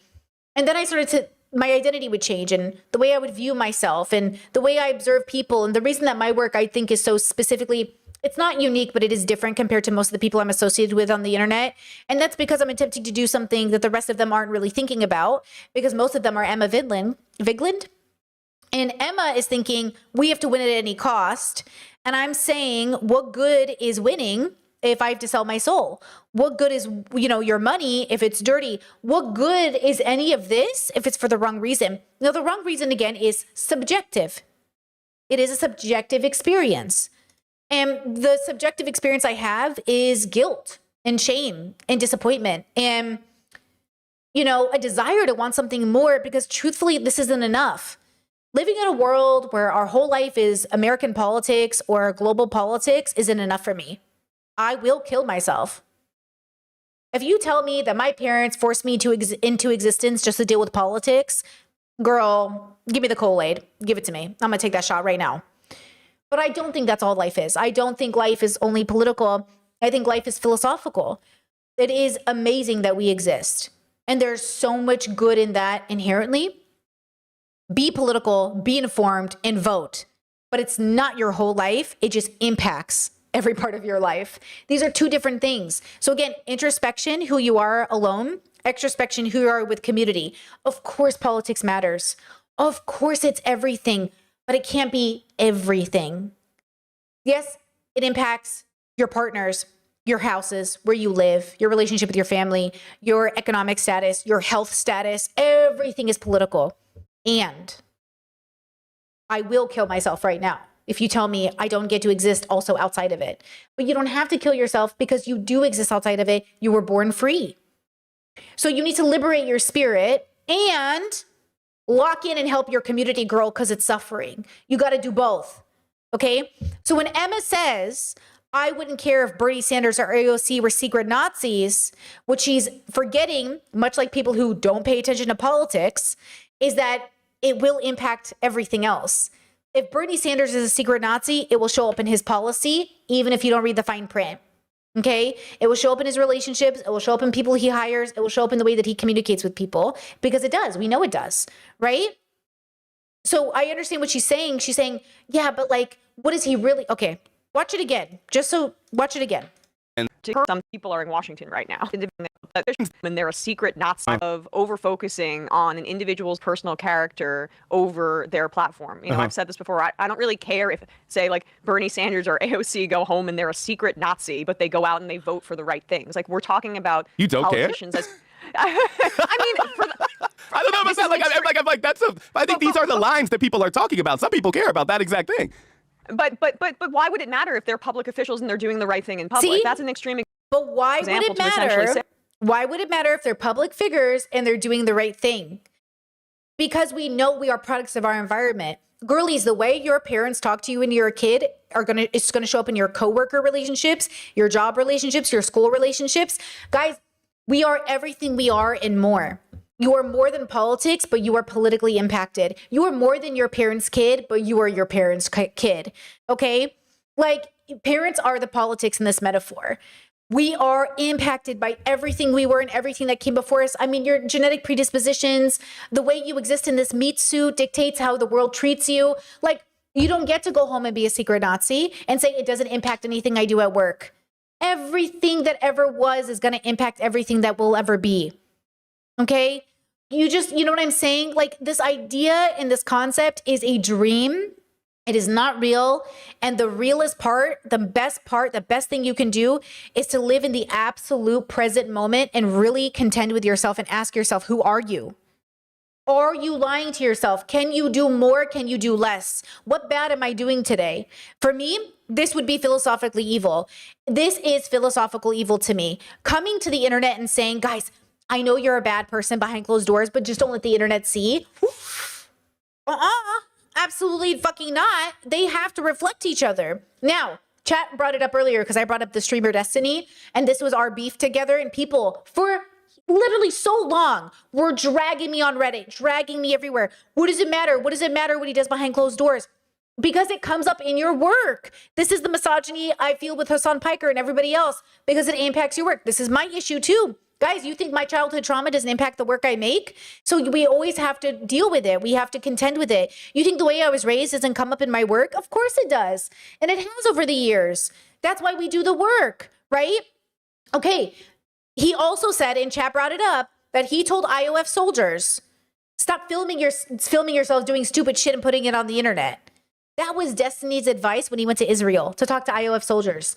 Stop filming yourself playing with people's underwear and destroying Palestinian homes because it looks bad. It matters. It matters what people do when they go home. The fact that Emma thinks Bernie Sanders could go home and be a Nazi and that doesn't impact the way he treats people is absolutely insane. Now, of course, you could say it's because she's a white woman. And yeah, that plays a role, definitely. Which is ironic because if her being a white woman plays a role in her racism, how do you think Bernie Sanders being a Nazi is going to play a role in his? This is the point. We really, really, really think that we are unique and special to a degree that we get to defy everything that ever was before us. We are animals on a planet.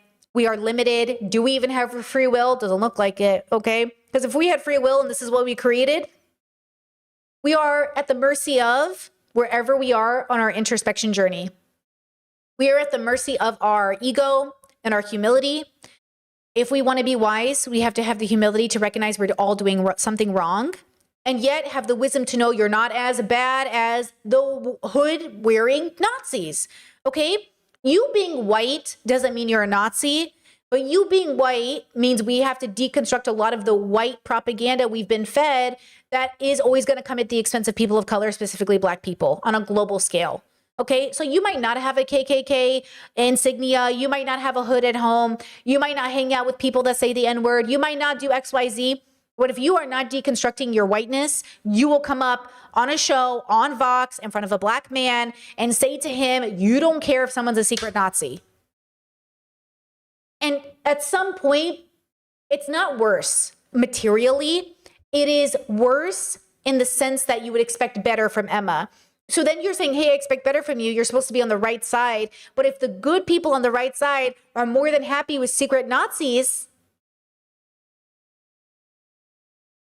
and this is why we'll have Black creators, Black philosophers say Black people have no allies. Because the people that are supposed to be our allies are okay with the people they vote for being secret Nazis. It's all connected, you know? So again, when we have these conversations, of course, Graham Plattner was elected and promoted by these people because ultimately they didn't care that he was killing kids in places they didn't care about, or that he was a soldier or a guard at Abu Ghraib, or that he did any of those things. And again, we are all flawed. There's so much from my own history, so much from your own history. None of us are exempt. We're not exempt, but not all of us are this bad. Not all of us are always going to be this bad either. So it's a balancing act between saying you can do something about philosophical evil and we all engage in it always, even the best of us. Because what we do is we build like this pedestal. These are great philosophers. These are great men. These are great people. But they're still doing bad things. Okay? They're still doing bad things. And that's the point. The point is, okay, could anyone ever be perfect enough? No, but they didn't need to be. They just didn't have to be this bad either. So chat says, I struggle with this because I wonder where the line on purity testing the politicians we elect are. Look, they're asking for power, right? When a politician asks you for their support, your support, they're asking you for power. Out of all the people we should be holding to a higher standard, it's people who have power over us. And we need to accept that people have pasts. But to say that we have a country of 350 million people and we can't find anyone to elect who doesn't have a past like Graham Plattner feels like a fucking lie, because it is a lie. It is a lie. Okay, now, of course, realistically, your parents are worse, probably, than some of these politicians. And these politicians are probably worse than some of your parents. But the question is, who has power? And this, again, goes into not becoming so strict that you're like, nobody should have babies because nobody's a good parent. Because now who's going to regulate that? The question isn't purity testing. The question is, why can't humans attempt to be better? Why is it so scary for us to say, I wonder if we could be better? And it's because the same people that are asking us to be better suck too. It's because most of the people asking you to be better suck, myself included. And then it feels defeatist, right? Like, damn, everybody sucks though. Yeah, we do. We should still probably do something about it. But I suck. You suck. We all suck. So we should probably do something about that because kids are watching us. So it's about humility. It's about accepting that, like, you sucking doesn't mean you can't do something about it. But man, it really sucks to be a person. And it's also one of the best experiences I've ever had. And I'm so grateful to be here, and you make my life better. And I'm so glad to have you as an audience. And I'm so glad to have this as my job. And I'm so glad that I found the love of my life. And I have this beautiful cat, and I love my family. And I'm so excited that I get to watch a sunset every day and live in a place with a water view and see a mountain and cry because of its beauty. And I am grateful that I get to eat good food and watch TV shows where I roll my eyes and I talk about how problematic they are. And I'm so grateful to be alive on this tiny rock floating in space for the short time that I get to be here. We have to have the humility to know that we really are just on a floating rock in space. And then have the confidence to believe in ourselves and the people around us so we can attempt to make the world a better place. Because I think we're so capable of it, you know? I just think we forgot that we're capable of it. And so in many ways, we feel like we're giving up. You can always give up. It's an option. You can do that. And also, you can also just take a break. Take a break and then come back. Take a rest day and then come back. Don't give up. Take a break. And then when you come back, you'll be refreshed, you'll be capable, you'll be ready, because you are a biological creature. You need rest and food and stability, which is why movements of oppression take that first from people. They take your hope, then they take your water, they take your food, okay? Or I guess it's in reverse, really. They start taking your resources, and then they take your hope with them. And I'm saying the tactics of the oppressors and their decision to spend their one life on earth doing this does not need to define everybody else. But if everybody is on board with the oppressor, then that's also a part of radical acceptance that's hard to stomach. Because if we weren't on board with the oppressors, then how could the world really be this way? Which is why I'm sick of people pretending like America isn't MAGA. I'm sick of Democrats making fucking TikToks saying this isn't what America is. America's better than this. Well, then why are we here? If America was better than this, then why are we here? And that's how you have the evidence that things are getting better, right? Like, we get better. Like, the proof of my life getting better is the proof that my life is literally, it's doing better. America isn't doing better. The proof that America isn't working is that it's not doing better. We're going backwards. And so that's how I want you to look at your own life. If your life is getting better and you're doing more things for your community, then you're on the right track, girlies. If your life is still in chaos, if you are losing hope, if you're spiraling, that means we're still in a bad place. Okay? You don't need to be perfect. You just need to be over the hump of healthy. So let me give you one more graph and then we'll end this segment. Okay? When it comes to politicians, yourself, your country, there's a line in the sand. Okay? There's unhealthy, okay? And there's healthy. We don't need to purity test. We need you to get over this hump into healthy. Good enough, in hopes that once you're there, you'll keep going. Not that you'll stop here, but that you'll keep going is the goal. And look, when we have our favorites and we criticize them, it's because we have to move people forward. Just like you guys did with me. Just like you guys did with me. Every time I fail or I don't live up to my own values, and you guys go, Britt, how does this reflect your values? And I know you're being good faith and I believe you. It is an opportunity for me to go, wait, am I doing this? You're right. Let me think about this. Now, if I think you're being bad faith, I'm not going to listen to you. But if I know you're coming from a good place and you really understand me in a philosophical sense, then I definitely will sit there and go, hold on, are they right? Maybe I'm getting lost in the sauce. Just like we saw with underzealots, overzealots, he was getting lost in the sauce of debating Republicans that he ended up becoming, he sounded like a liberal. He's like, how did I make this argument about, I don't remember who it was now, so-and-so's military service as if it was a good thing. And I'm like, yeah, how did you fall for that? And it's because sometimes we get so wrapped up in the bubble of fighting the oppressor, we use tactics against the oppressor that don't actually reflect our values. And this is why I say, it takes a lot of effort to be introspective, a lot of effort to do the right thing, and a lot of effort to live within your values consistently. Oh, Tim Walz. Thank you, Tim Walz. Thank you. Exactly. Like that's the hard part about being introspective is you got to constantly doing it. And girl, it's exhausting. You know? Chat says, would anyone mind describing radical acceptance for me? What makes it different from regular acceptance that the world sucks? Chat, okay, radical acceptance is accepting things for what they are instead of what you want them to be. Accepting that the world sucks is not radical acceptance. That's an opinion. I don't accept that the world is anything more than it is. And then what it is comes after. Radical acceptance is accepting things for what they are instead of what you want them to be. That's what radical acceptance is. It's a radical acceptance of what is. Period. Once you radically accept what something is, then we can talk about what to do. But if you haven't accepted what it is, then you're going to attach an opinion and attach an action to it that doesn't make sense. You know? Right? Chet says, I think radical acceptance may be applied, better applied to personal things that have happened to you, just an opinion.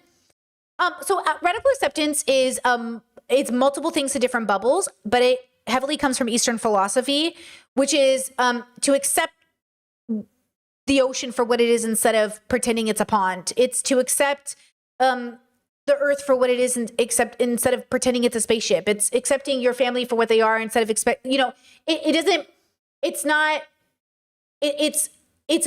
a relationship with philosophy. It's a framework of understanding. So when you guys say radical acceptance is more personal, what does that mean?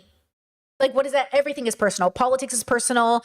Liking something is personal. Philosophy is personal. There is no separation from the personal. Everything is personal, just like everything is political. What does that mean? You know?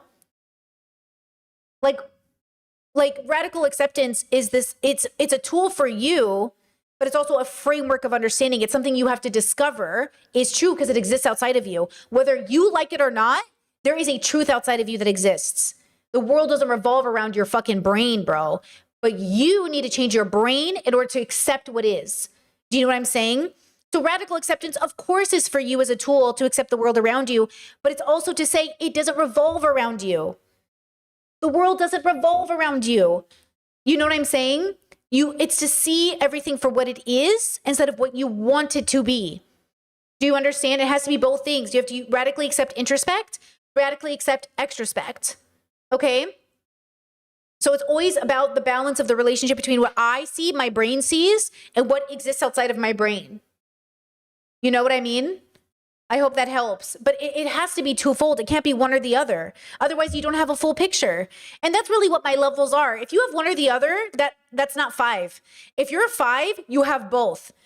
So 2s have some bubbled understanding of both. Or maybe I should say, this is going into my levels, which is a work in progress. So maybe we shouldn't get into it. But there is a difference between, you can be a 2 bubble person and think, okay, myself in relation to my bubble and outside of the bubble, but see how that's still just the bubble? The 5 is saying, I understand the world can't exist just through the lens of my brain, that I assume when I die, you'll all be here. So it can't be about me. But my life is obviously about me because I'm the only one who has to live in this body and live in this brain and live in these finances and live in this. It's both things. Radical acceptance is for me to accept that the world is what it is, and for me to accept that the world isn't defined by me, right? Let's see. Let's get some chat info on this. Radical acceptance is a choice to see reality for what it is, to the best of your ability, given the limitations of our perception, like that. Okay. Chat says, that's my definition because it doesn't make sense to me to apply it to bigger problems. That's more awareness and understanding.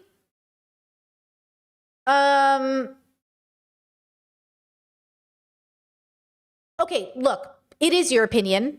It's a limiting opinion, in my opinion, because when you say it doesn't apply to bigger problems, that's more awareness and understanding. That's still just like self-awareness, which doesn't matter. Saying, again, if you want to solve problems for bigger issues, you have to accept that they exist. You have to first accept that people are dying in America from starvation to make sure everybody is fed. Because if you don't radically accept that the world is suffering, you have to radically accept that the world is racist in order to solve racism, which would partially be accepting that you can't solve racism. You know what I'm saying? But I'm not sure if, again, the 8 billion people on the planet, we're all having a different experience. We're all doing it for different reasons. But we keep asking why the world doesn't change. And it's because we're not accepting it for what it is. You know what I'm saying? Chet says, I don't believe radical acceptance is useful if we're going to stop oppression and violence, to give an example. But we haven't stopped oppression and violence because we haven't accepted that it exists. There are people who deny racism right now. There are people who are saying oppression isn't real. There are people who are saying that there's no oppression because they're not radically accepting that there's oppression. They literally don't think it's real. We just watched a MAGA interview where the woman didn't know January 6th happened. Do you know what I'm saying? I'm saying radical acceptance is for all of us to accept we live on a planet floating through space. There are people who think the earth was created 6,000 years ago. There are people who think the earth is flat. There are people who think we live in the Matrix. Do you know what I mean? So we have to seek radical acceptance by seeking what is true rather than what we think is true or what we want to be true, so we can start solving problems. Do you know what I'm saying? Right? Yeah, chat says there's still people that think that classism isn't directly linked to racism and gender issues. That's what I'm saying about radical acceptance. Like for me, my biggest radical acceptance reality was like, oh my God, like the world really is the way it is because we are the way that we are.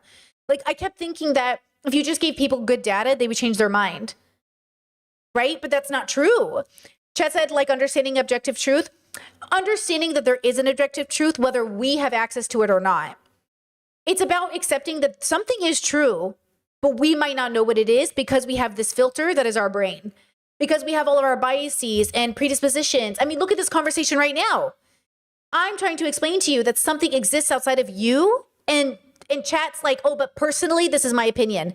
I know it's your opinion, but that is not the arbiter of end all be all. You said, I think it's better if we do this, my opinion, but then you just limited the options. Right? You're limiting the option, and I'm saying, but it's bigger than you. And the comment is like, oh, but personally, this is how I see it. Of course, that's personally how you see it. But now, because you personally see it that way, now our limit is this, right? And I'm saying it's bigger than you, but this is important for you, right? Chat said, I feel it is negative, but I misunderstand. I perceive it as just giving up. Oh, radical acceptance is the opposite of giving up. Radical acceptance is seeing it for what it is and then doing something about it. Radical acceptance is always perceived as giving up because God knows the world has not trained us to radically accept anything. Every bubble you grew up in, every religious Christian fucking bubble you grew up in was the opposite of radical acceptance. It was a denial that gay people existed, a denial that racism was real, a denial that God was this, a denial. So when you grow up in a world and a culture that is denial, God forbid we talk about radical acceptance for seeing the world what it is when all of our propaganda is denial. You didn't just see that with your eyes. You didn't just see ICE shoot somebody innocent. You didn't just see the U.S. military kidnapping people off the streets. You didn't just see the genocide of a population. Oh, no. That didn't happen. Our whole existence is the denial of what we're seeing because it fits into those. And I'm saying it doesn't matter what is true. To the best of our ability, can we figure it out?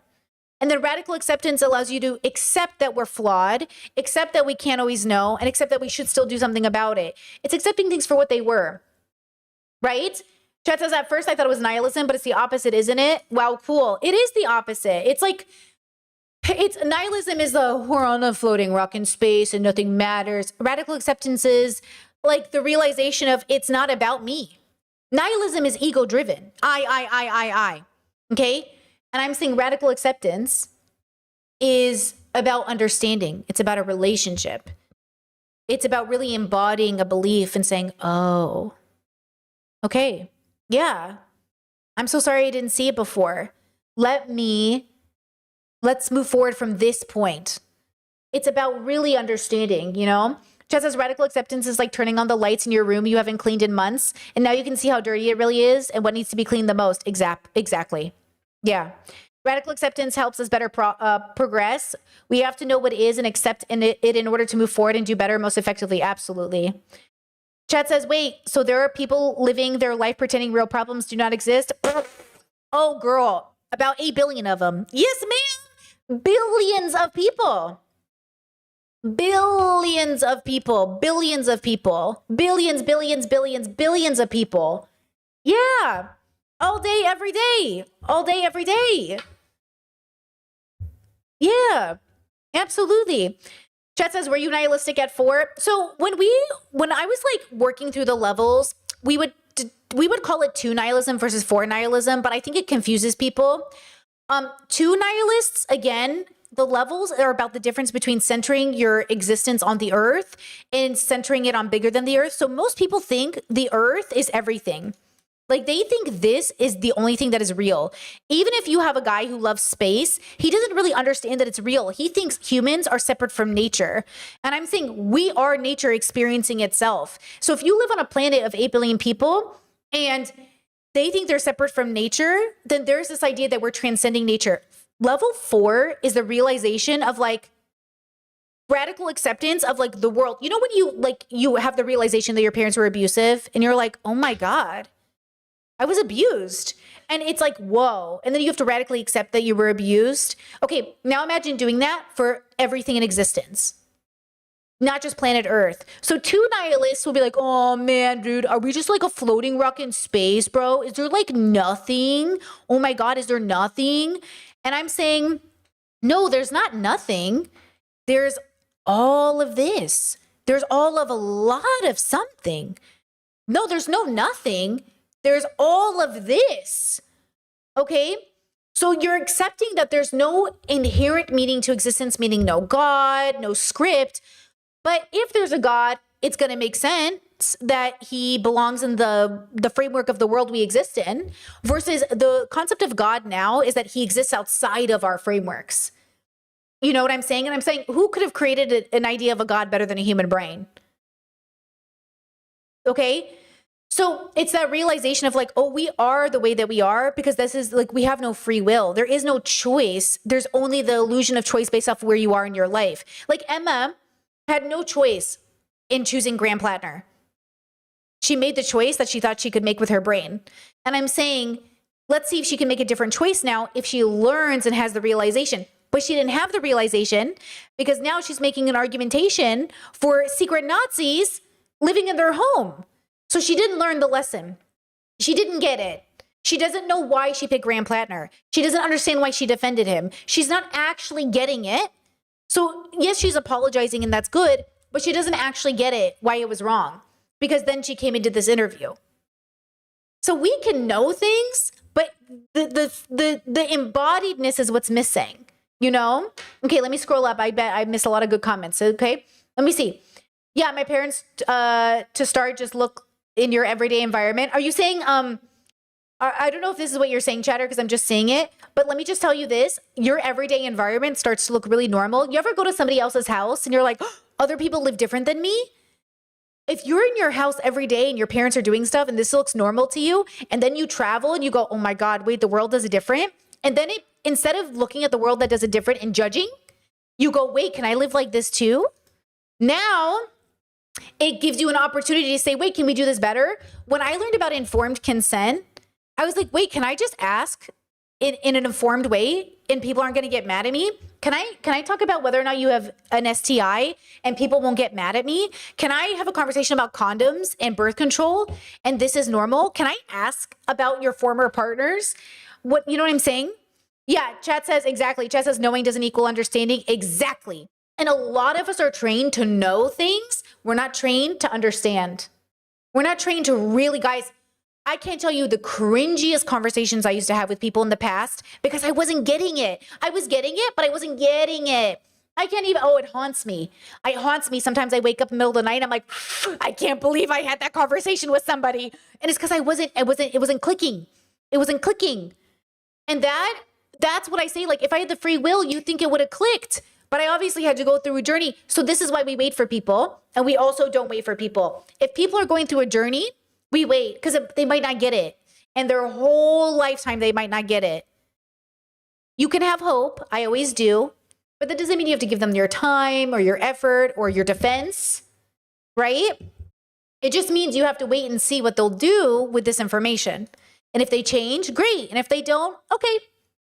Just like with you. Maybe you'll stop being the person who lets food go to waste in your fridge and you'll eat it all before it goes bad. Or maybe you won't. Maybe you'll be the person who is on time, or maybe you won't be. Maybe you'll be the person who brushes their teeth every day, or maybe you won't be. You know, maybe you'll be the girlie who goes to the gym every day, or maybe you won't be.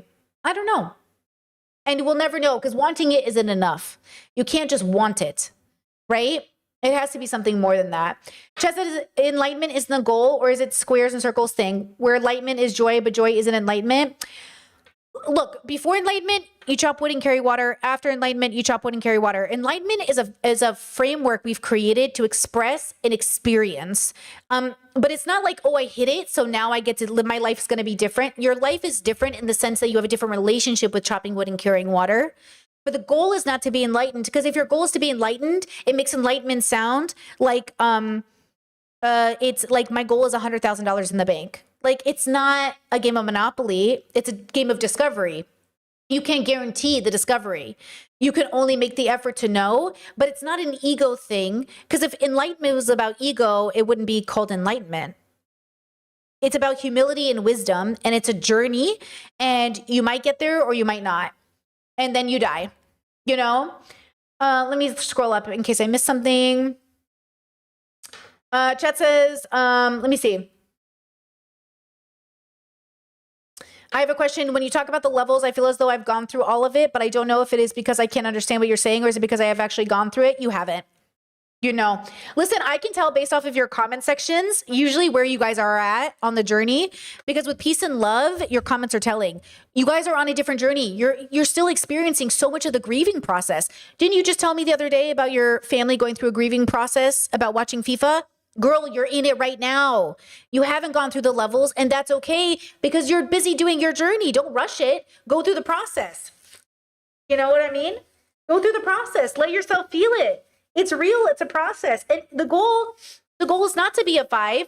The goal is to go through the process. The goal is to mourn, is to feel. Like, don't rush it. Feel it. You're in such an important time in your life right now. You're experiencing so much like a bubble pop. It's such an important moment. Enjoy the moment, be in the moment, really be in the most present. That's the best advice I can give you for all of this. Be in the most present of who you are in the moment. Stop thinking about future you.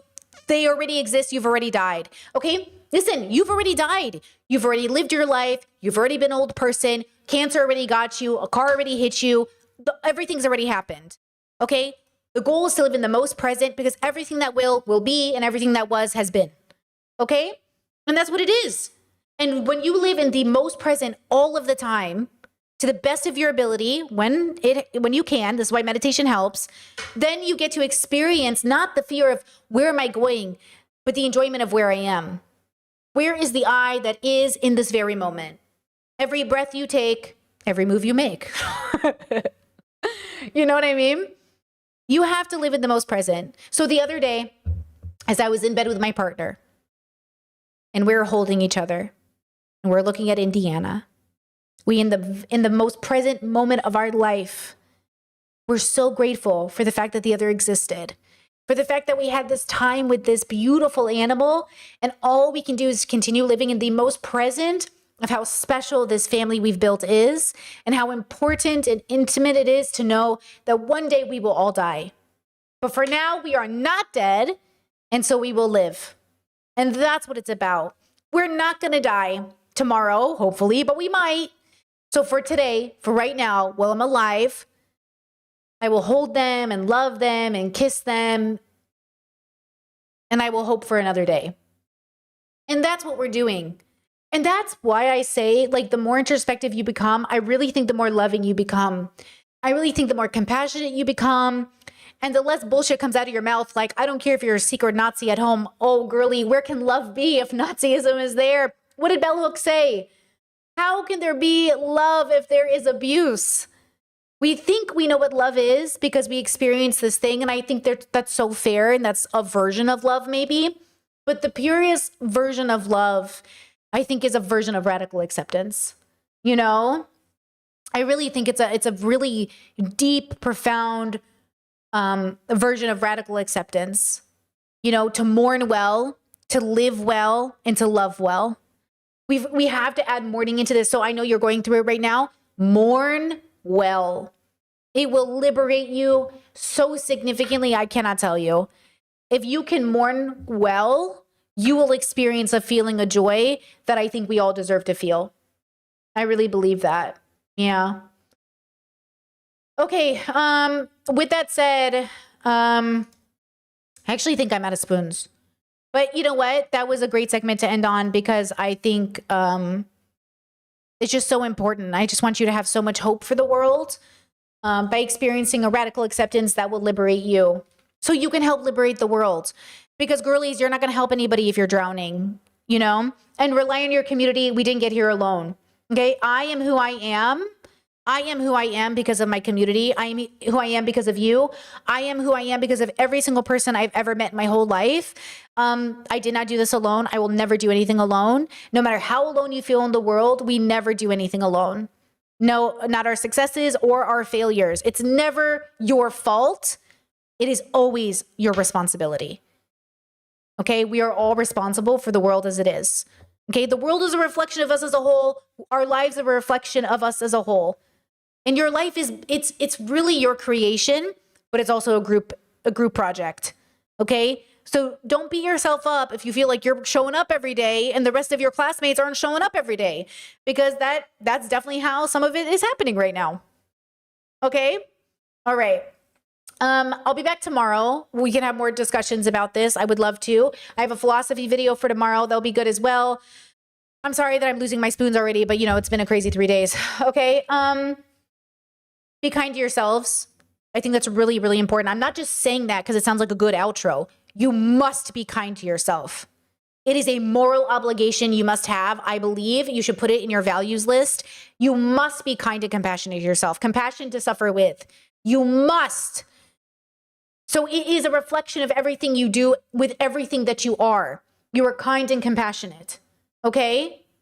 It's vital, it's important, it's the foundation of good love, I think, and the path towards wisdom. Humility, compassion, kindness, okay? So treat yourselves with kindness. And thank you so much, Coley, for the super chat, so generous, and a membership. Oh my gosh.